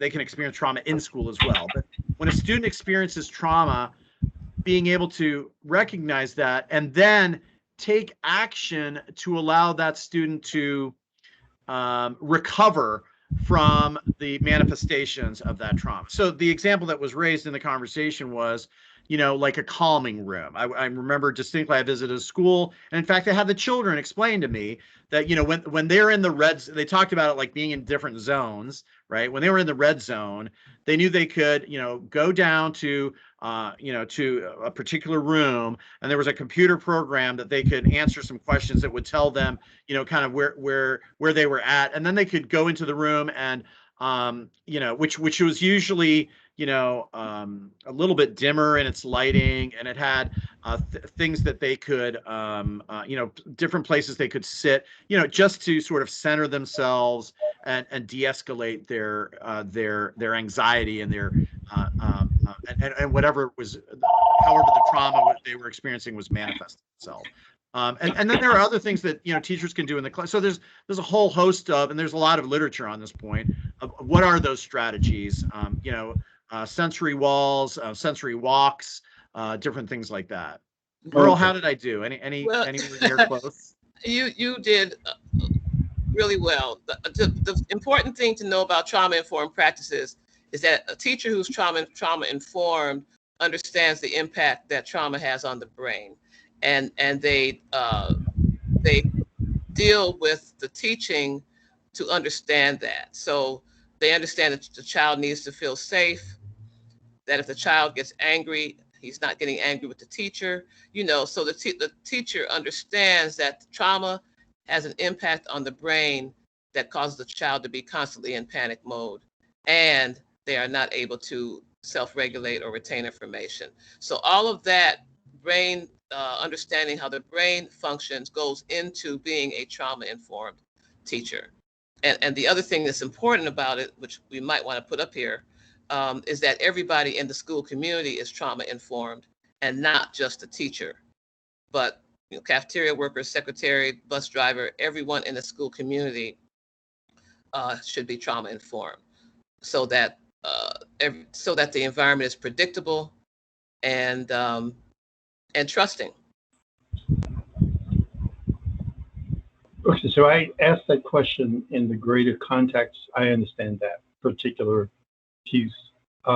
In the chronic sense, going back to a statement you made earlier about implicit bias. The implicit bias about this particular group, this particular Black group that we're dealing with, there is a level of trauma that has been normalized. And that level of trauma that is normalized is what one is attempted to deal with an implicit bias. Because the question would be, why are they biased? What is the bias? Where does that come from?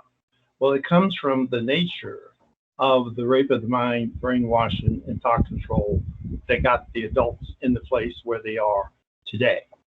And then there's the extra thing that's happened with the children.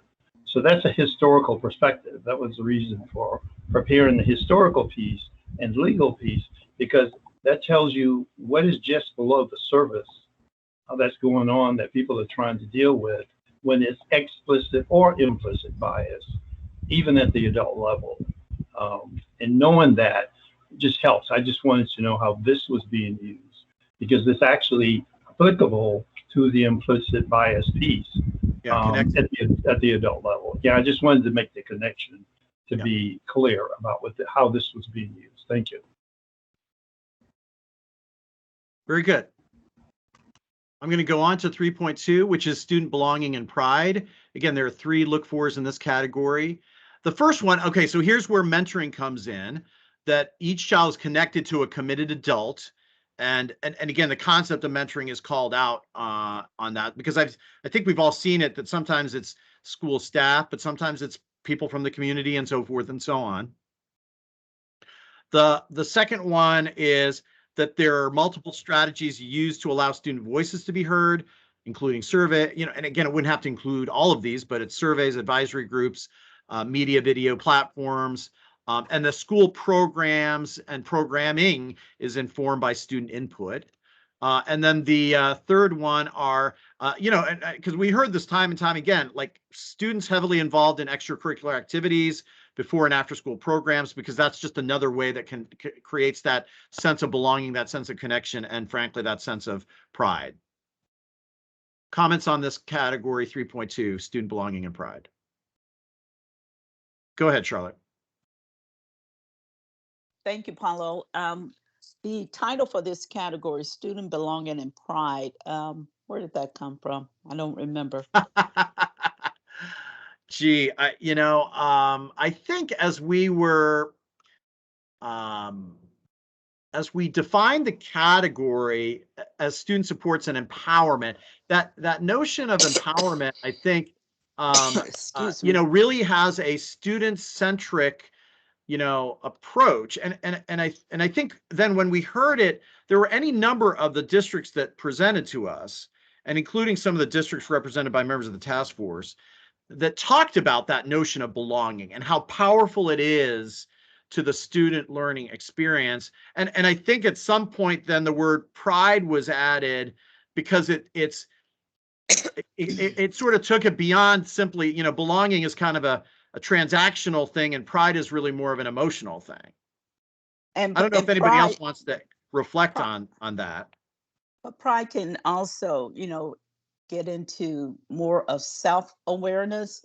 And when you look at Maslow's laws of basic human needs, belonging and significance is very important. And so I would propose we consider changing pride to student belonging and significance, whether it's, in the classroom engagement. The whole thing is about the sociology principle, their significance within the groups that they're working in. They need to belong, and the need for significant. And what that just came to me as I was thinking about Maslow's laws of basic human needs. Yeah.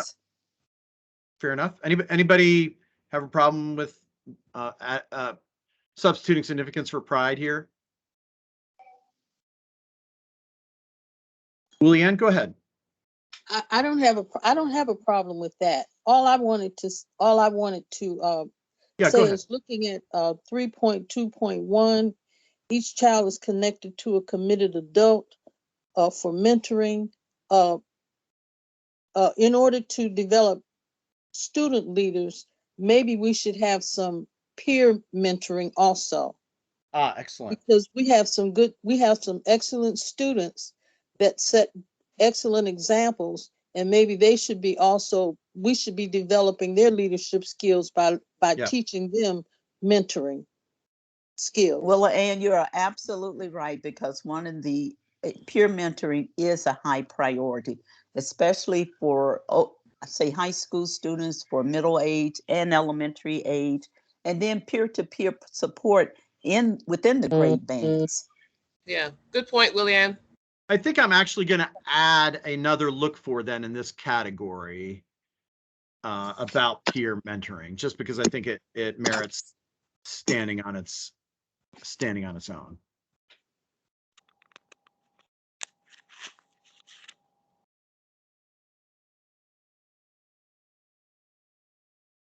Okay, and then 3.3 is, and again, some of this crosses over into what we just said: student self-awareness, motivation, and future planning, right? And so again, here you have 6 look-fors. The first 2 have to do with career-related things, both career counseling and future planning, and then career exposure opportunities. The third one is setting aside time for students to engage with each other and adult advisors to reflect on, student school success, future goals, behaviors, etc. And I put in parentheses like an advisory period. 3.3.4 is staff time and attention dedicated to coaching students for success. 3.3.5 is mentoring that allows students to interact with adults that can help them reflect on current circumstances. And maybe I should add to that also this notion of peers. Right. And then 3.3.6 is one that Merle always keeps reminding me about: visits and field trip opportunities. Tell why I always remind you about that. It's not because we want to go on field trips. No, it's because it helps create relevancy and content knowledge and a whole host of important things that relate back to academic achievement. Right, improves reading skills. Okay. So comments on these 3.3 look-fors. Are people going to know what visits mean? I was wondering the same thing. Thanks for asking. Do you want to suggest quickly a different word for it? I'll come up with one eventually, but if you had something in mind. Or should I just say field trip opportunities? Is that enough? It could be speakers, or speakers would mean like you're bringing the field trip to the school or bringing in outside speakers, maybe. I don't know what. If we need about experiences that internship opportunities. That type of exposure. But field trip opportunities and experiences that expose students to what? The future possibilities. Okay, yeah, I was saying this is Charlotte. Possibilities in the real world, because in working with some urban students, what we found, sometimes they don't know, they can't dream or have aspirations because they haven't seen things. They don't know, and they don't have vision. Yep. Exactly. Yep. Okay, so what? I'm primary sorry. sources and experiences. Or where we put their lived experiences in connection with their lived experiences, to create future aspirations based on their lived experiences. Because they have to see. Well, what's your first name? Oh, Ship. That's all right. That's Ship. Chip.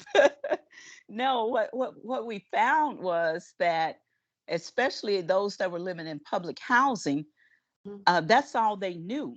And we just took them to another neighborhood where they had something they had never seen, and you would have thought we took them to Hawaii. That's correct. So based on their lived experiences, whether housing experiences, giving them aspirations beyond their lived experiences, because they're all going to be at a different level at some point. When you use lived experiences, it's like you're painting all of them with one brush. So I really want to get away. I don't want us to use lived experiences, because there are some kids that go, to Disney World every summer. I mean, there's different experiences of our students. Not necessarily Disney World every summer, but lived experiences. It sounds like you're painting all of them with one brush. So like I guess, Ms. Johnson, I was thinking, just like all of us, we were at a certain level based on our lived experiences. We didn't start off the same. Yeah. So I knew exactly what you meant. I knew what you. Yeah. No, I knew what you meant. But just lived experiences, I just felt like it was almost it almost sounded like a stereotype. Just coming across. Just that's my personal opinion. Somebody else may disagree with that. No, we want to make sure that it's included. So why don't you just take out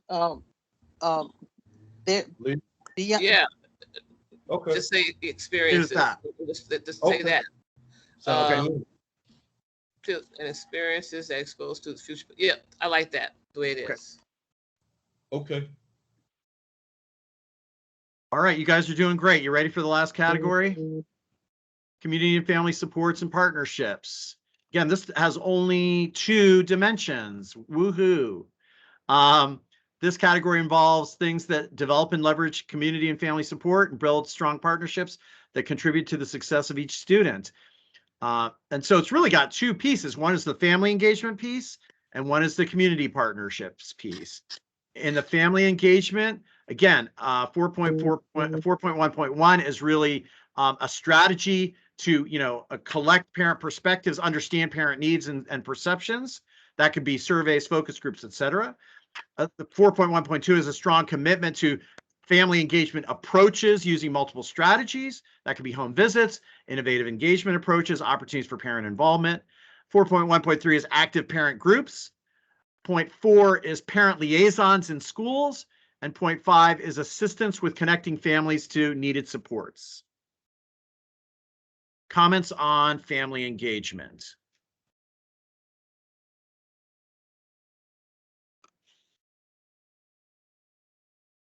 Apollo, I think we need to have something in there about training parents as to understanding their students how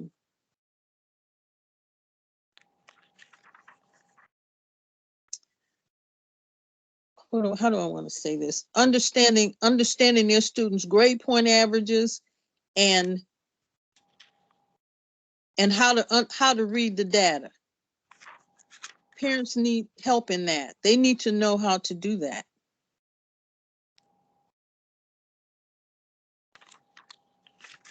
Can I also? Yeah. Okay. I'm sorry. And how to work these computers for the schools that are still remote, and you could add that to the training.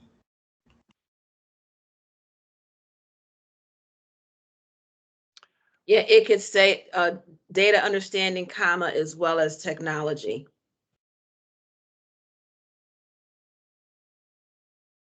Yeah. So wouldn't you put then parent liaisons in school as a separate category? I was exactly gonna make that. I'm sorry. I'll be still. No, you're perfect. You have to say it. You have to say it anyway, because otherwise I'm gonna write separate out. That'll get me there. Okay. I was just trying to think, should we broaden parent training even more? I don't know. It'll be something to think about. I like this as a good addition. Yeah, some of the parents still struggle with how some of the academic programs are taught these days. Yeah. The other thing is, do we need better training for parents as advocates for their children? Yes. Yes. Can I put that in the same category, yes. Right? Yes.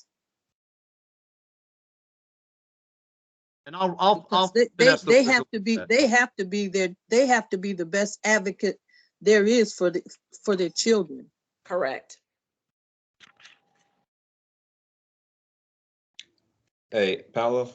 Yeah. What is meant by active parent groups? Well, active to me connotes that they meet regularly and they're doing things. But I get where maybe you're going, right? Just because they are quote unquote active, does that really mean they're making a difference or having an impact? Do you want to suggest alternative wording, or do you think we're overemphasizing the value of parent groups? No, I'm not saying that we're overemphasizing the value of parent groups. I think it may be unclear what what meaningful work for parent group, because in some suburban schools that means that they raise money, right? They're out there fundraising and doing stuff like that for the school, where I think we're talking about engaging in meaningful conversations with in dialogue with each other, helping to coach each other, but then also holding the school accountable to be looking and thinking about things differently. So I think that I mean, I like the idea here. I just think it needs to be a little bit more clear what's meant. I agree. Fundraising is not what parent groups should really be doing. They need to be teaching other parents about advocacy, laws that are affecting their kids, things along those natures. Amen. Paula, could you put best academic practices? Yes, I can, most certainly. Thank you. Okay, this will be one of those areas where you'll have to read this part closely with the new version just to make sure I've captured it right. But I really like the additions we've made. Claudia, you want to weigh in? Go ahead. Yeah, I just had a question about 4.1.4. I hear from parents that they have a hard time figuring out how to use the technology in terms of monitoring their students' performance, seeing if they've handed in homework. Yes. Is that captured in this? Because I'm not sure it is, but I thought that that might be an important addition. Yeah.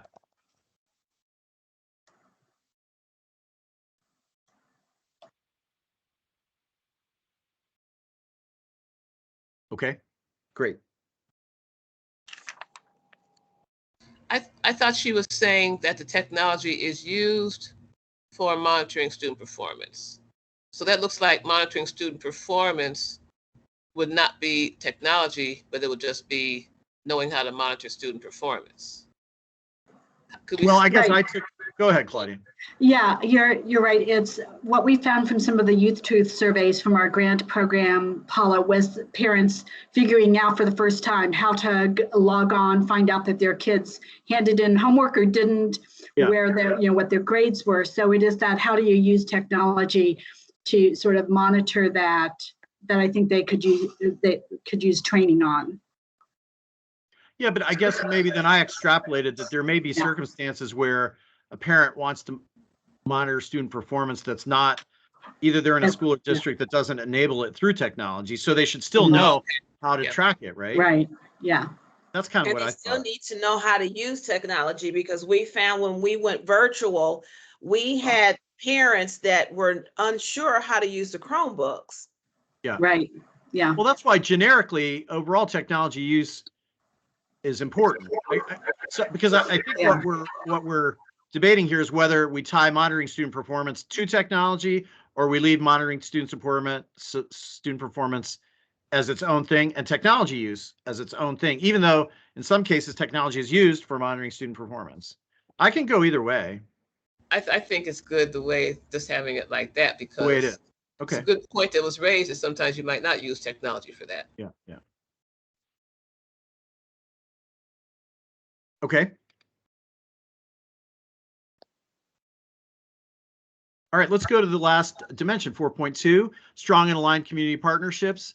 The first one is really with community support and service. Or these categories are mostly different types of partners, right? The first one is service and support organizations. Second one is higher education. The third one is healthcare, social service, and other service providing organizations.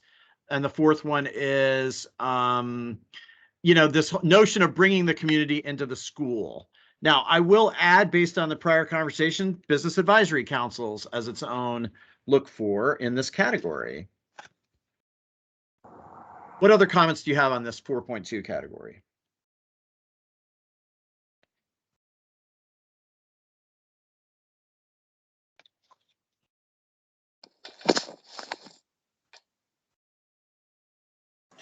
Paulo, dare I suggest that in the list you might include philanthropy? Sure. Do you want your own separate look for, or do you want to no, I was just thinking under 4.2.1. Perfect. Service and support seems to me to fit. I'll say philanthropic organizations. Well, let me ask you this, Paulo. Is the Better Business Bureau, is that one? No. No, I wouldn't think so. I don't know too many schools that have had relationships with Better Business Bureau. Now, they might have something going on as part of their business advisory council with the chamber, with the local chamber of commerce, or I'm sorry. I meant the chamber. Oh, okay. Yeah, why don't I add that? I'll add 4.2.5, which will be business advisory councils and the business community generally, something like that. Is that okay? Do that. Because we definitely want to be connected to the chamber. Absolutely.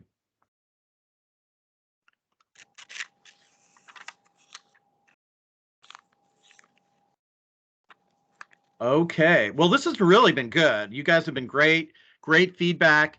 And it's like just enough to make some good work for me, but not like a complete overhaul, which I'm taking away. And maybe I'll just give you all time to reflect a little bit on this is, okay, now that we've gone through it, how are you feeling about it? How are you feeling about it? I have one more. Bureau of Vocational Rehabilitation.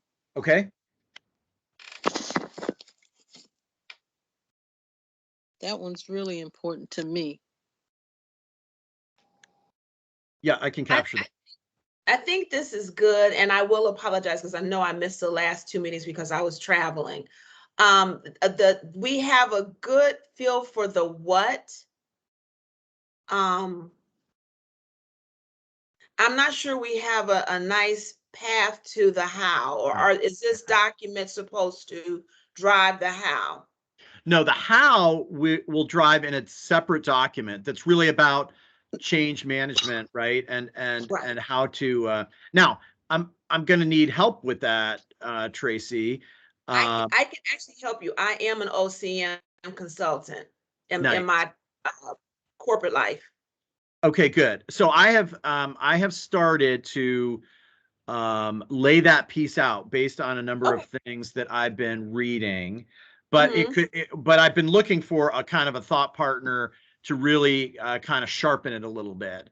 You know, and it's addressing everything from like, hey, you know, in some ways you got to start by building culture, because if you don't have a sense of trust and a sense of, hey, we're doing this work together, you know, that's you know, that's a recipe for disaster, you know. And then it goes into you know, other things that then become derivative from that. And so again, why don't let me make a note to myself. I will reach out to you with that work, if that makes sense. That sounds good. I look forward to working with you on that.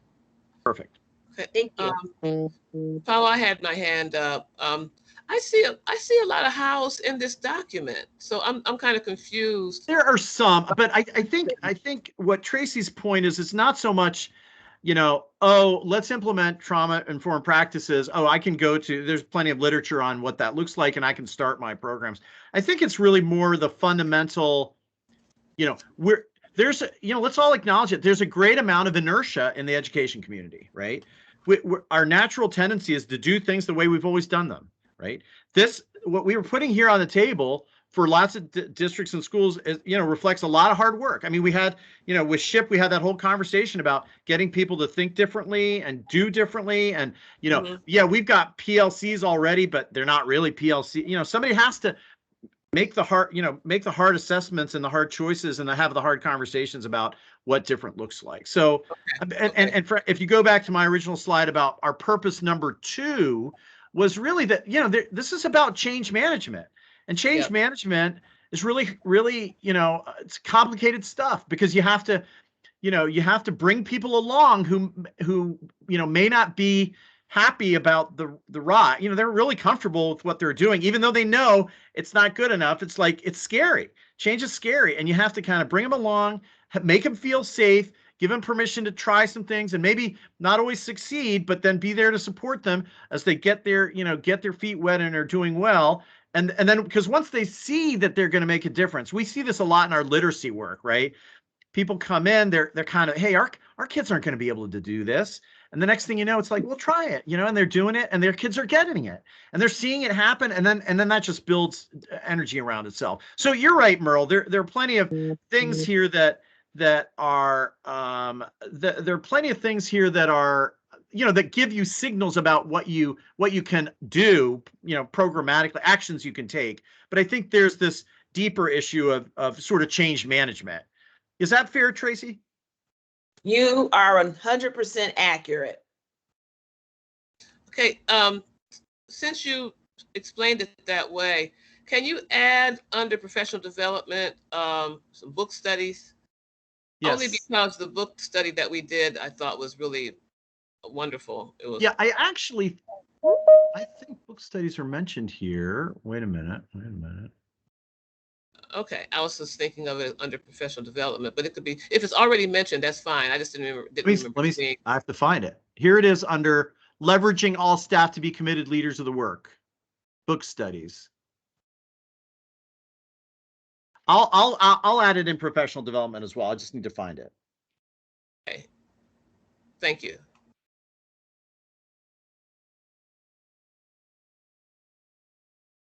Okay. Any other, Willie Ann, you have your hand up. Any other? I just have one last thing to say. I'm feeling good about what I'm seeing. And I just want to make sure that our original intent for all of this is for closing the gap and raising academic standards for Black students, for African American students. We're Right. saying all, but all will be lifted if the bottom is lifted. Right. So Raising academic achievement and accomplishment for Black students. Yeah. Yes. I don't ever want that to be lost. Oh, absolutely not. Okay. Absolutely All not. right. That's just my closing statement. Thank you. Yeah, and as we continue to write and refine, again, I know I can always trust all of you to hold me accountable as kind of the person who's sort of taking the lead on some of this stuff, to make sure that that's the case, Now, the other thing I tell people, though, I mean, just to put a little finer point on it, doing this stuff is good for lots of different students, right? I mean, we did a whole study on students with disabilities. And if a district does these things, it'll help those students too. And it might help, Hispanic students, and it'll help, foster care students in foster care. I mean, so I think we shouldn't always, I mean, it's important for us because we convene this group to address this specific gap issue. But I think the advantage to the district is, you do some of these things, you actually can help a much broader range of students as well. True. Go ahead, Jimma.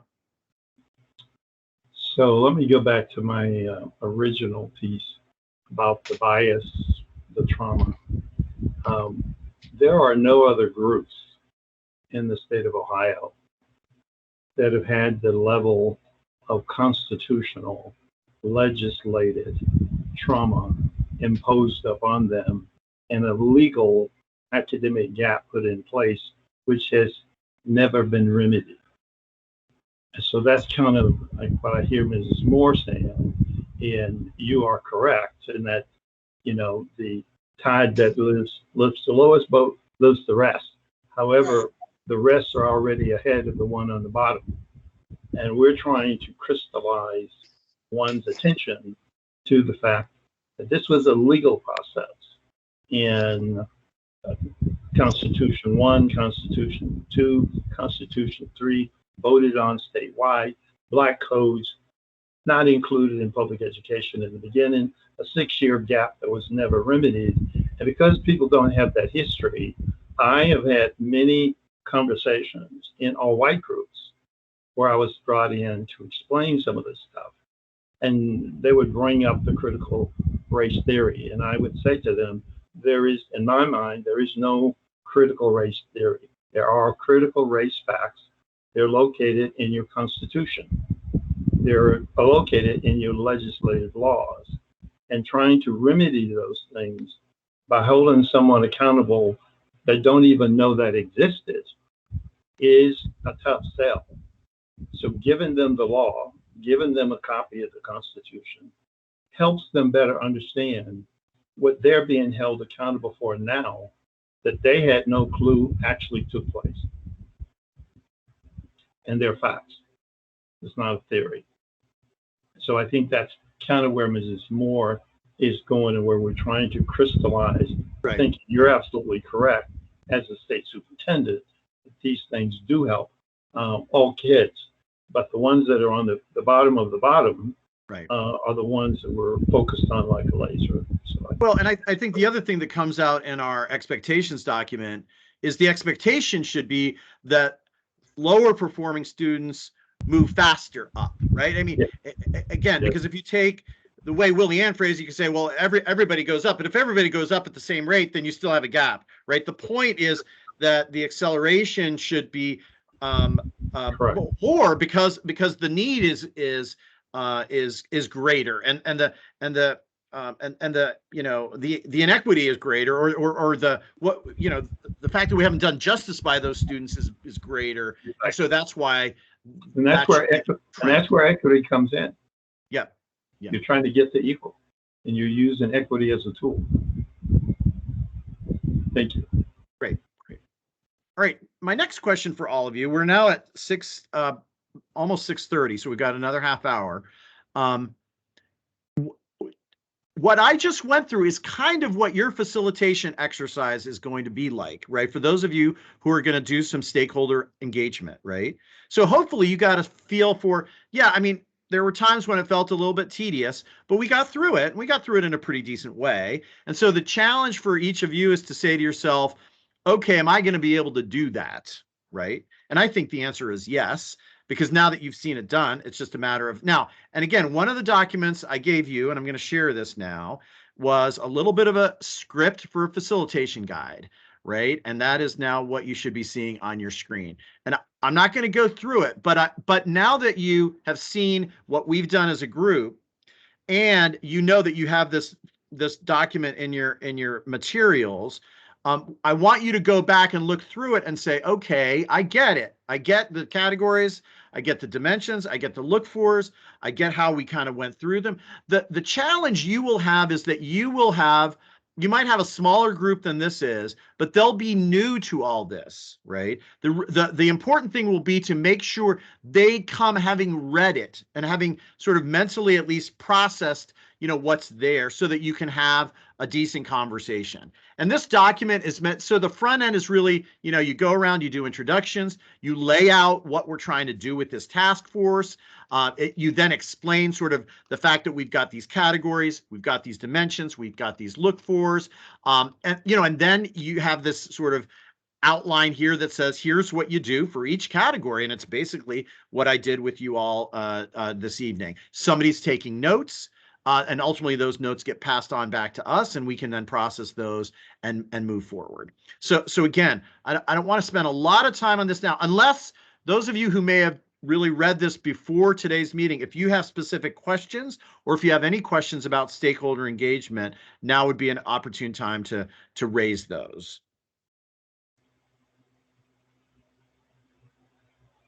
Go ahead, Gemma. Can you go back to the top of the document, please? Yeah, sure. In the first paragraph, under introductions, yes. When one looks at that statement, the data clearly show that Black students' academic achievement as a group significantly lags the academic levels of white students. I would use other students due to historical factors. Okay. Because it's not just white students. In some places, white students are in the second category. And so consequently, if it's a relationship to that, and it's really get into how do we get to that proficient level, that this is the new language that'll be discussed later, but there's a target that doesn't move. Race moves, but the target is proficient, and proficient is design. Then everyone knows how to score a touchdown or knock a home run. But they don't know if it's the Hispanic kid doing it, the Asian kid doing it, or the white kid doing it. But they do know the issue of proficient. What does that mean? Where is that? Is that an A, B, C? What's above it? Once we can nail down positional things that do not move unless the state changes the parameters for it, then it's understandable, because it's a state action and not a race action. Great.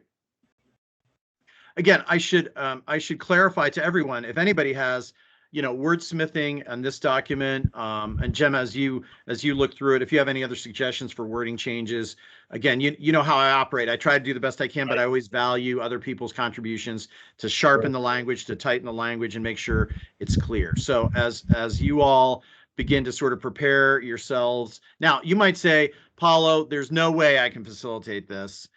We'll figure out a way. I mentioned to you in the email that Marva Jones is taking over responsibility for supporting this work, and we've got others on staff, as you've seen other people facilitate. But I actually believe that coming from you all individually, that you all can in fact do this and do a really good job at it with the support of your various organizations. So, but we're here to help you because we want it to be successful, so that we once again get good feedback. The other thing I should remind you is your own feedback. As you're going through this, you might have your own thoughts saying, you know what, I didn't say, I was in that meeting, I should have said something about 4.2.3 and I didn't. That's still welcome. We're not wrapping up yet. We've done a lot of good development work, but your continuing input and feedback is valuable. And so never hesitate to shoot me an email or call me or raise it the next time we see each other. Those kind of things are always valuable to us. So any questions about stakeholder engagement at this particular time?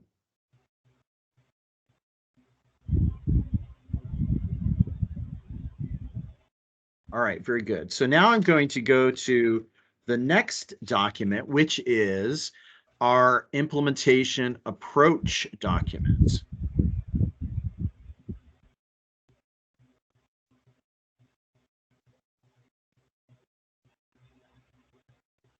Now, this is the one where, it's a little less heavy, right? Because we get to strategize about ideas for, how do we get the word out? How do we make people aware of this, and how do we support the work going forward?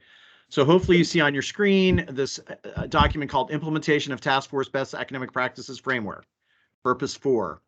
I'll skip a little bit of the front end rhetoric and just go to these numbered items. And again, there's no magic here. Some of you might say, oh, that's a great idea. Others you might say, a lousy idea. This is merely to be a conversation starter and to provoke your own thoughts and ideas, right? And I think I have, how many do I have here? 5 things. And this one in the middle has a lot of different components to it.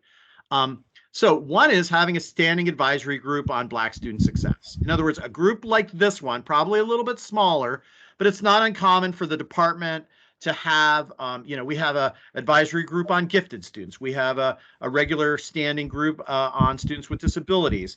We have those different things that sort of keep on an ongoing basis the department. And in this case, I make the point that this should not just be a department thing, right? It should be a shared responsibility between the department and other organizations that have come to the table that have an interest in this.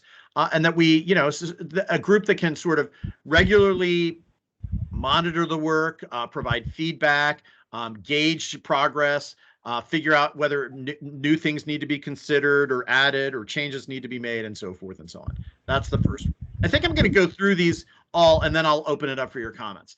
The second one is having assigned staff at the department, but also among advocacy organizations, so that there are people who one can point to that are committed to this kind of work. And again, many of the associations already, you're beginning to see these kinds of positions. I think OFT has somebody, OEA has somebody. I know OSBA has somebody who's working on their equity items.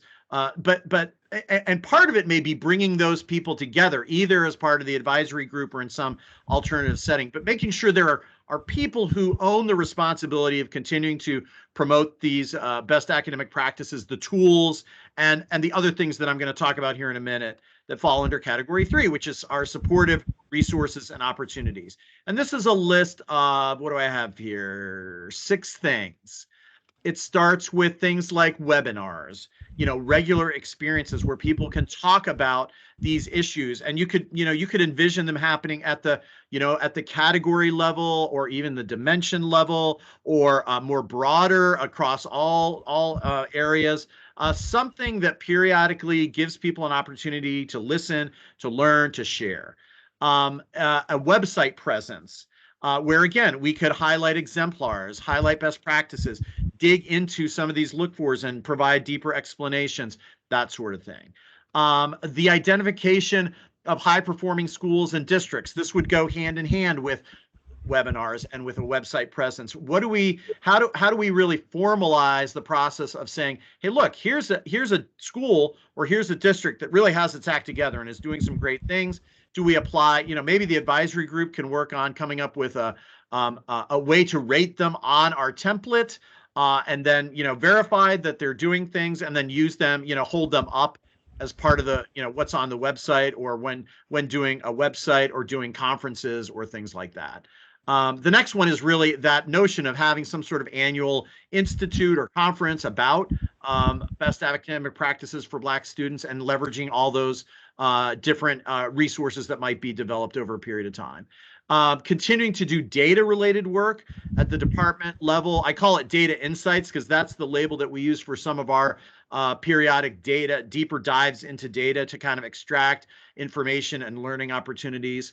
And then, this notion here about focusing on certain districts. I think we ran some data that showed that like 50% of the Black students are in 20 districts. So would it make sense to actually, start and bring those districts together and say, hey, look, this is 20 is a relatively manageable group of districts. Let's form a network of those districts that really can, share information, share success stories, share struggles, and counsel each other, and so forth and so on. And then you also take it to the next level. You've got the next 65 gets you like 75% of Black students.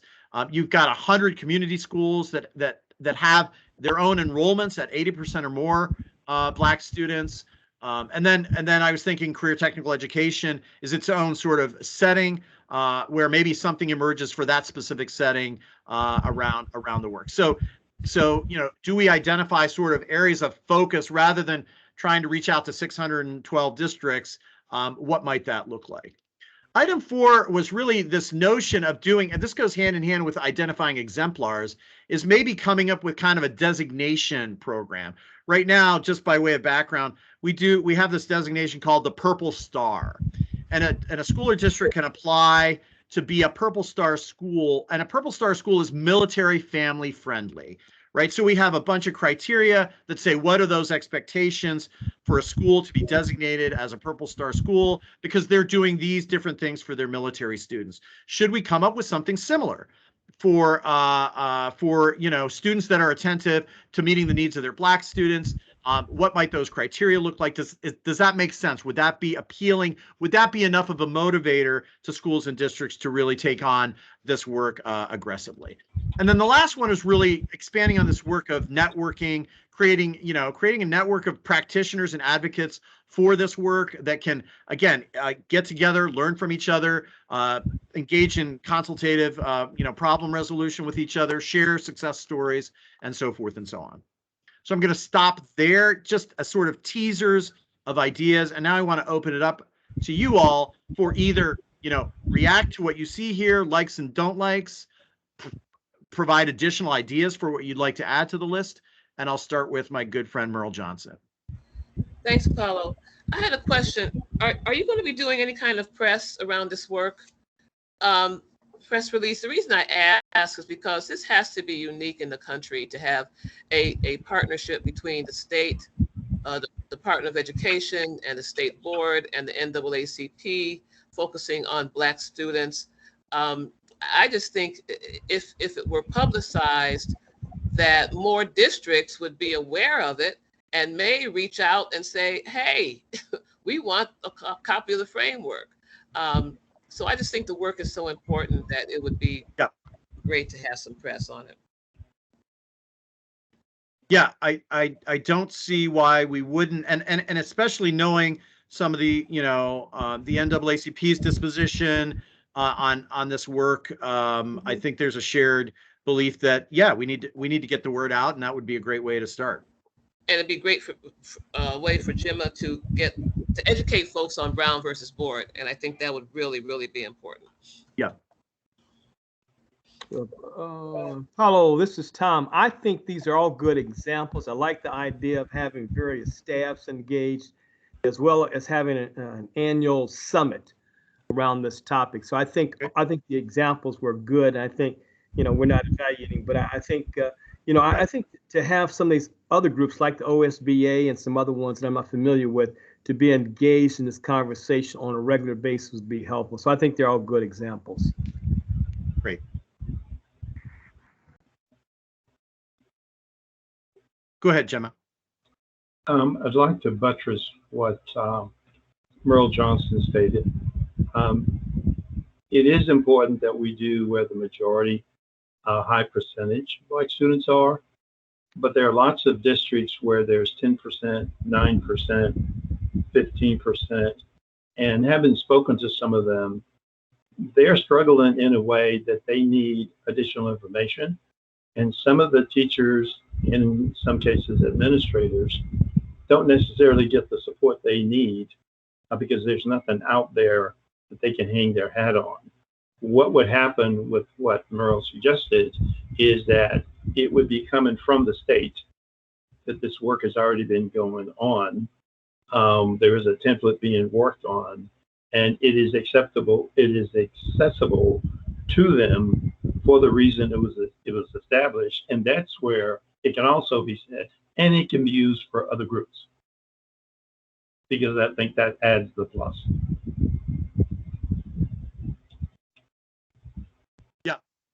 Yeah, I think you're right. Is that I was surprised. I convened a little working group a while ago, just with a shout out to all districts saying, you know, who would like to be part of a discussion group about equity issues. And I was surprised at some of the districts that came forward, you know, from, you know, rural areas that had very low percentages of Black students, and they were just, you know, kind of hungry for better information and understanding, and again, and interacting with their counterparts. So yeah, I think you and Merle make really great points. It goes back to my point that I said at the beginning. There are a lot of good districts doing great things in the state of Ohio and staying focused on the state of Ohio, and those good things will be a positive for the state. Yeah, which makes me think I'll probably add to this document like a communication strategy, right? So you know, like how are we, you know, promoting on social media and our, you know, and our other social outlets, as well as what do we do periodically with the media and highlighting great practices or what have, and that goes to the whole, you know, how do we start? You know, what do we do at the very beginning, right? Paula, that is exactly what I had my hand up to say, that I think there needs to be an element of a communications campaign and plan put in place, that it's more than the website presence, media alerts, you know, all of these different pieces that can reach all of our districts. Yep.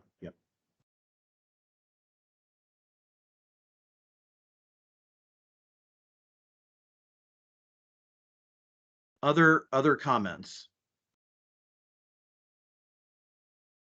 Now, again, this is another perfect time for me to say, you know, because we're all a little bit tired now. And so the minute we get off the phone and you decompress a little bit and have your first glass of wine, then you'll think, oh, I should have said this other thing. So you're always welcome. This is the very first time we're having a conversation about this subject. So I expect you to be a little bit sort of, well, you know, I hadn't really thought about this very much. So your ongoing comments will be welcome, and we'll pick up this conversation in October as well. All right, now I'm going to stop sharing this, and I'm going to go to the last document I'm going to share with our remaining 15 minutes.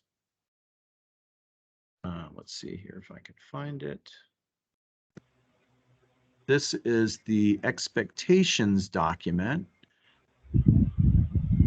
Hopefully some of you had a chance to read this. Here we go. And this document is really meant to capture those purposes 6 and 7. Get a little bigger here.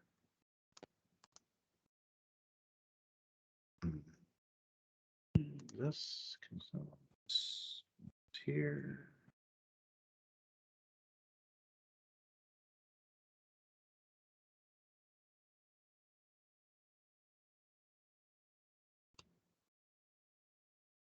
All right, so this says student district and growth expectations for academic achievement and improvement.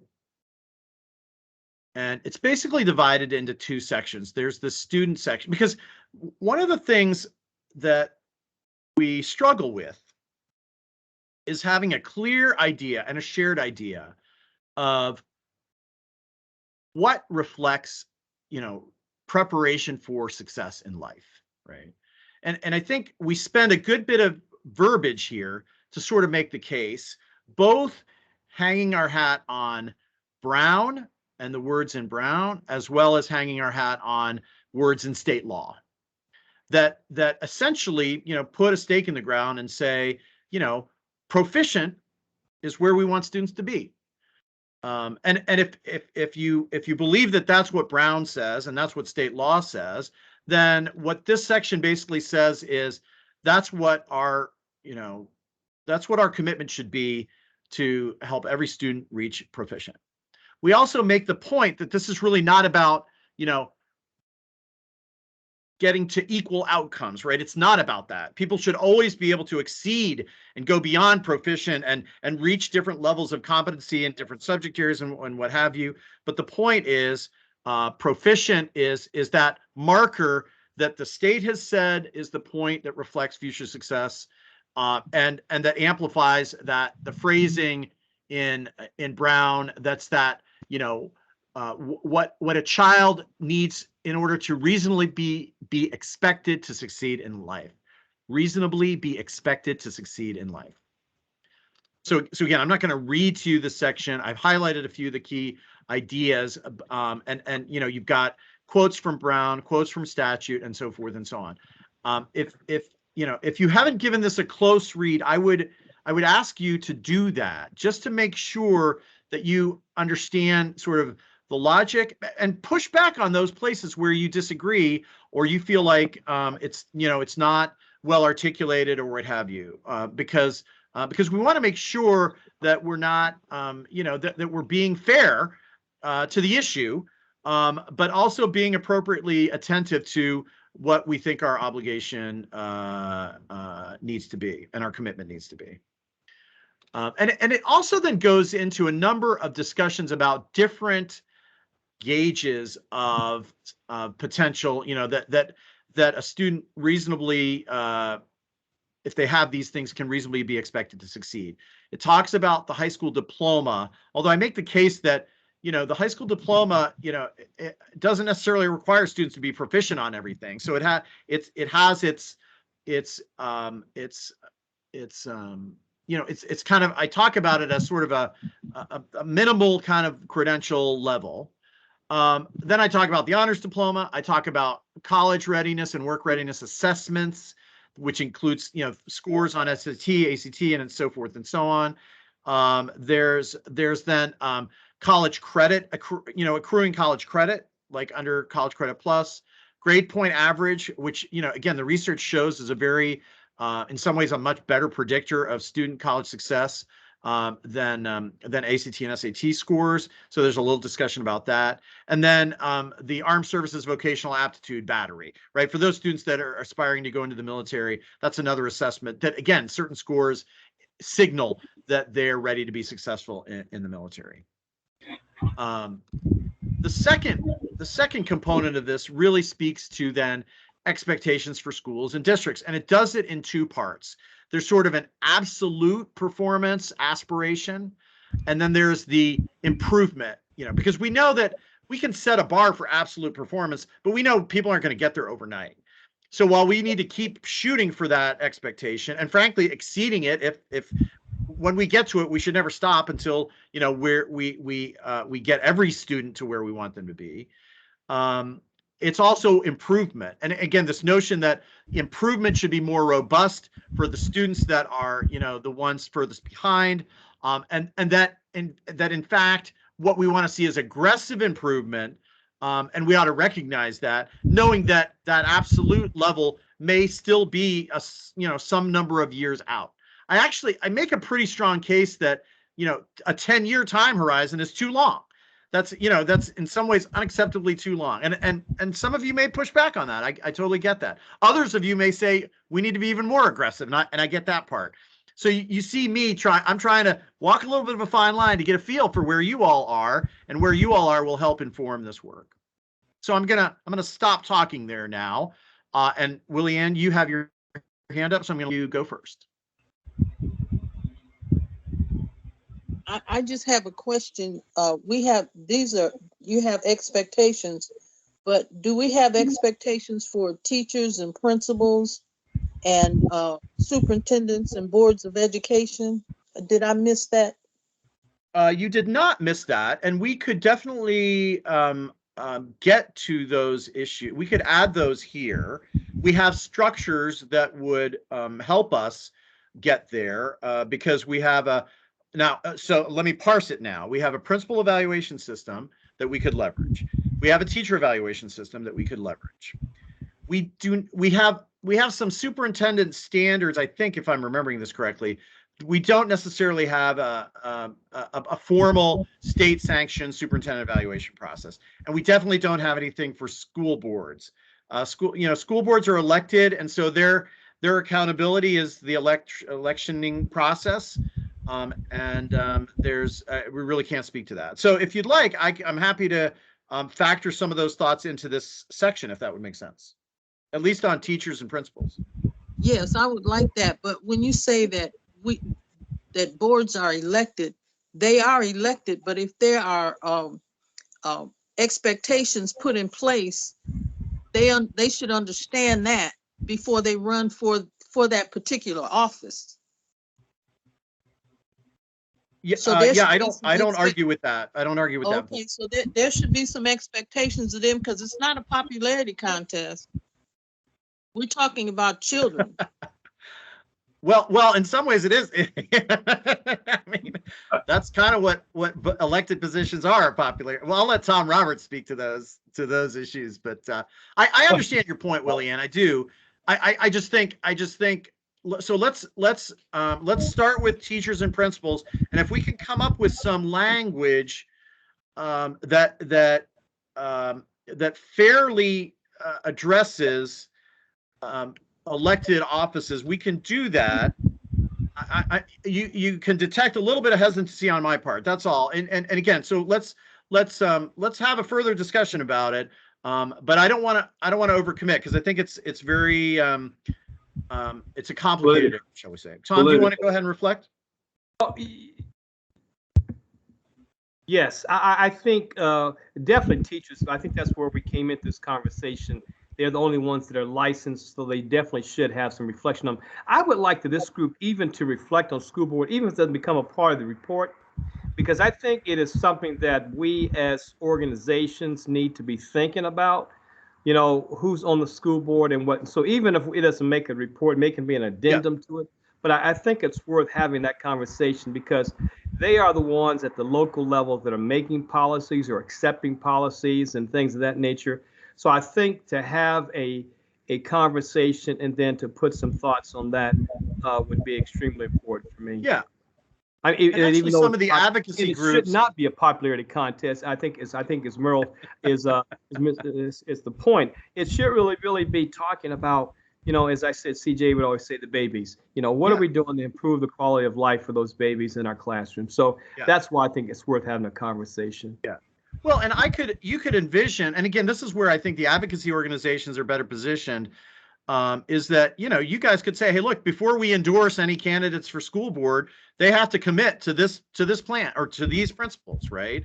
And that you form one of those community-based accountability structures, just like, the old, and I guess they're not so old anymore, it's like those commitments to not increase taxes, right? Whoever it was that was going around saying you got to sign the no new taxes pledge, right? Well, you all could have a commitment to Black student excellence or Black student success kind of promise or something, and leverage your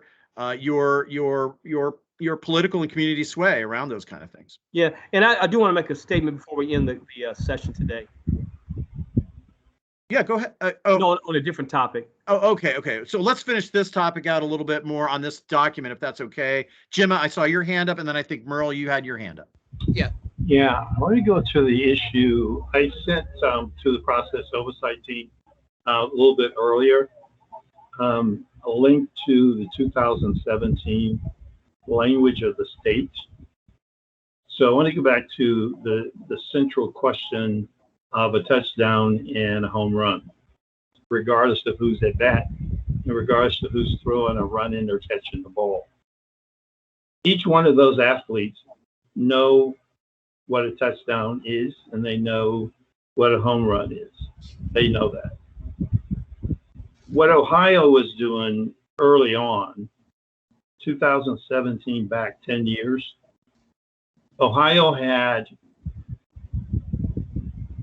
an expected proficiency level minimum for all students, not based on race.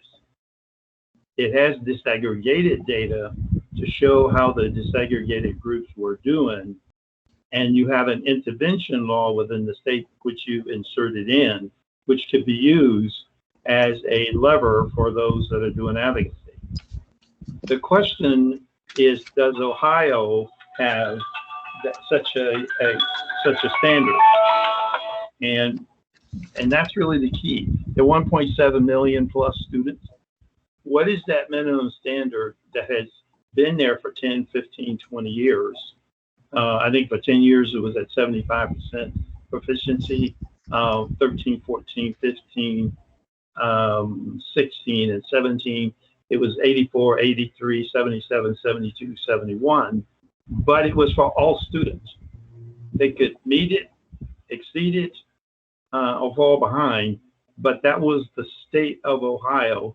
And if you look at that 2017 report card and the ones prior to that, there's a one-liner on the gap close, and it says the state of Ohio has this expectation for its students indicated by this red line. That red line was, over that red line you hit a home run, over that red line you score a touchdown. Now you can score more than one touchdown. So that's why I kept going back to the language. What's the language for all the students?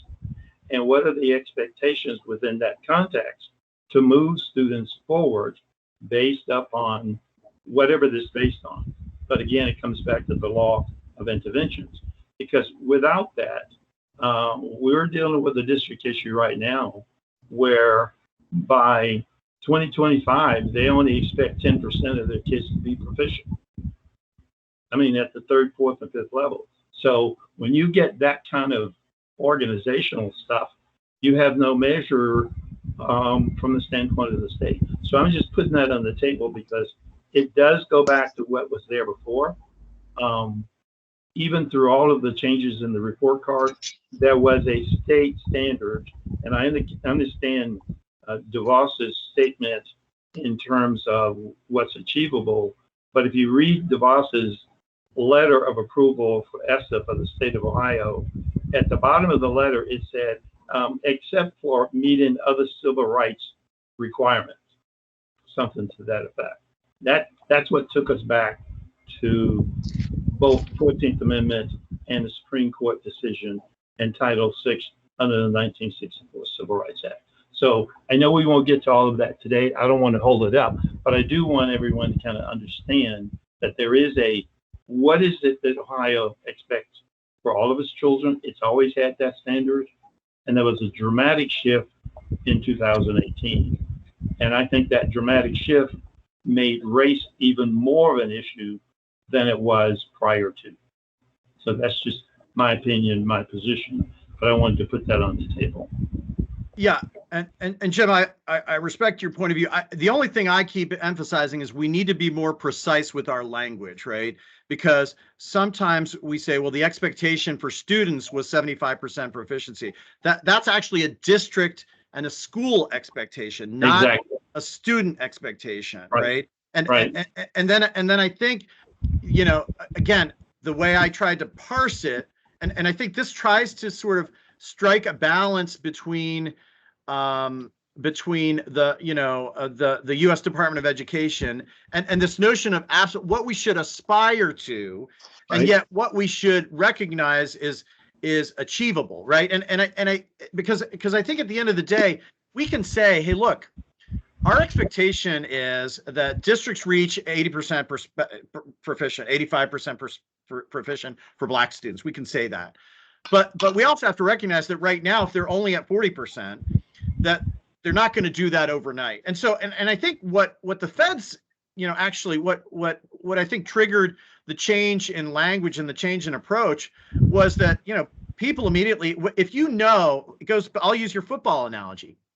If there's no way you can, reach the goal line, you're just going to shrug and walk off the field. Why try? We'll just get used to getting beaten up by the other team. Well, we might keep playing, but we'll be, demoralized, degraded, and won't really do much. And we'll just collect our paycheck from the team if they're willing to keep paying us. Right? That would be Cleveland. That would be Cleveland. So the point is, if you can, and I think the last one time you and I were talking was like, how do you train a marathon athlete, right? You celebrate success at different, hey, that was a great 5-mile run you had. That's the best time you've ever had. Now let's try 10 miles. Now let's try 15. There's power in that progression. And I get that that's very unsatisfying to some people. Right. And frankly, I don't blame people for having been impatient and approaching this with a tremendous sense of urgency. I bring a sense of that urgency with me as well. But I think it's also there's an unrealisticness to trying to get to a higher level than we know we're ready to. And but we shouldn't be satisfied with really slow progress, right? So where's the right balance? I think that's another thing. Let me just say this before you close. Yeah. If progress in the state of Ohio from 1954, i.e. 65 years ago, was 1 point per year, right? 1 point. Actually, Black kids would be at 65 right now and not 40, right? They would already be at 65, not 63.4. So my question to you, because we have people on our team, both at the elementary level, high school level, on your records with report cards, where they've gone from an F to a B in 2 years. At elementary, they've gone from academic watch to a B in 2 years. And that had to do with the urgency of now what was brought to the table. And I'm saying when people are given the opportunity to say all of these things, but they don't put the pedal to the metal. They only need 3 things: will, skill, and resources. If they have those 3 things, they're going to make major changes. And that's what we're looking for. But going back to the point, the state does not have at this juncture, as it had the last 20-some years, what is the state expectation as a minimum for the 1.7 million kids? Because that's the home run. Right. That's the home run. It's not I think that's the first part. The first part of this document basically puts that stake in the ground saying, our expectation is kids are proficient. There you go. So, and proficient should be for all kids. And if that's the case, then that should be Ohio's red line. That's really where we're going. So I think if you're for even engaging this right now, I know people need to look at it, but that's why I keep going back to the 54 decision. What does that word mean? I think President Cole has to say, we don't have the same understanding linguistically of equal, right? And that there's a need to have that understanding of what it means. The same word, written the same word. What do I think it is? What do you think it is? What does the lawyer think it is? So right. I'll just close with that. It's been a great session, great work. Thank you. Very good. We're about 6 minutes over. So I know Tom wanted to have some final remarks. So and Merle wanted to say something too. Okay, let's do Merle first and then go to Tom. And then everybody else, if you've got particular reflections, you're going to have to send me an email if that's okay. Mine is so quick. I just wanted to agree with Willie Ann on this, some guidelines or standards for school boards. This year they are out of control. They're trying to run people that don't believe in equity. And we have some real serious issues going on at these local school boards. So I really just want to say how much I appreciate Willie Ann bringing that up. So I just wanted to say that. Okay, Tom, you get the last word. Well, thank you. It's probably the last time I'll get the last word. Just remind you to send me the 3 plans, those 3 school districts. But I like the robust conversation we're having, because I think we ought to apply what we're doing here to those 3 school districts. And as you work on the plan, keep some of these things in mind, because I think Chima was alluding to what he's understanding. 1% gain each year is not going to do it. We have to be a robust schedule. So I would hope that you and the planners would keep some of these recommendations in mind as you work on those 3 school districts coming out of academic distress. And thanks. Fair enough. Fair enough. So a couple closing remarks. First, you should feel free to comment on anything we did today back to me at any time. Second, pay particular attention to the stakeholder engagement stuff, because I'm now going to process your changes. I'm going to put a slide deck together. I'll have a new template. I will adjust, make any changes that people want to the script of the facilitation guide, and follow up the emails I sent out today with an email next week that allows you to tee up those stakeholder engagement activities. Our next meeting is scheduled for, it's a Thursday. We had to adjust the day a little bit. It's Thursday, October 14th at 4:30 to 7. If anybody has real problems with that, let us know.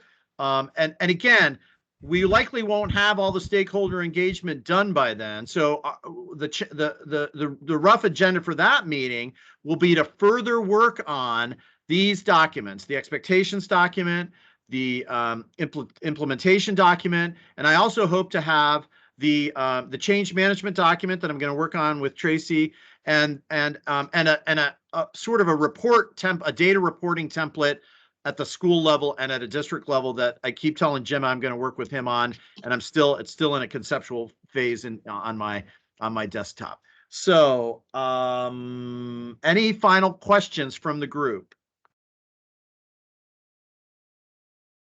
If not, thanks for your patience. Thanks for your great work today, and I look forward to our next meeting. Which again, by the way, I may not be with you, but this should not discourage you, because you will have good, capable staff support from the department, and we'll continue to work this forward. I may be with you if I can get the necessary understandings of state law and limitations like that, but we'll play it by ear as we go forward.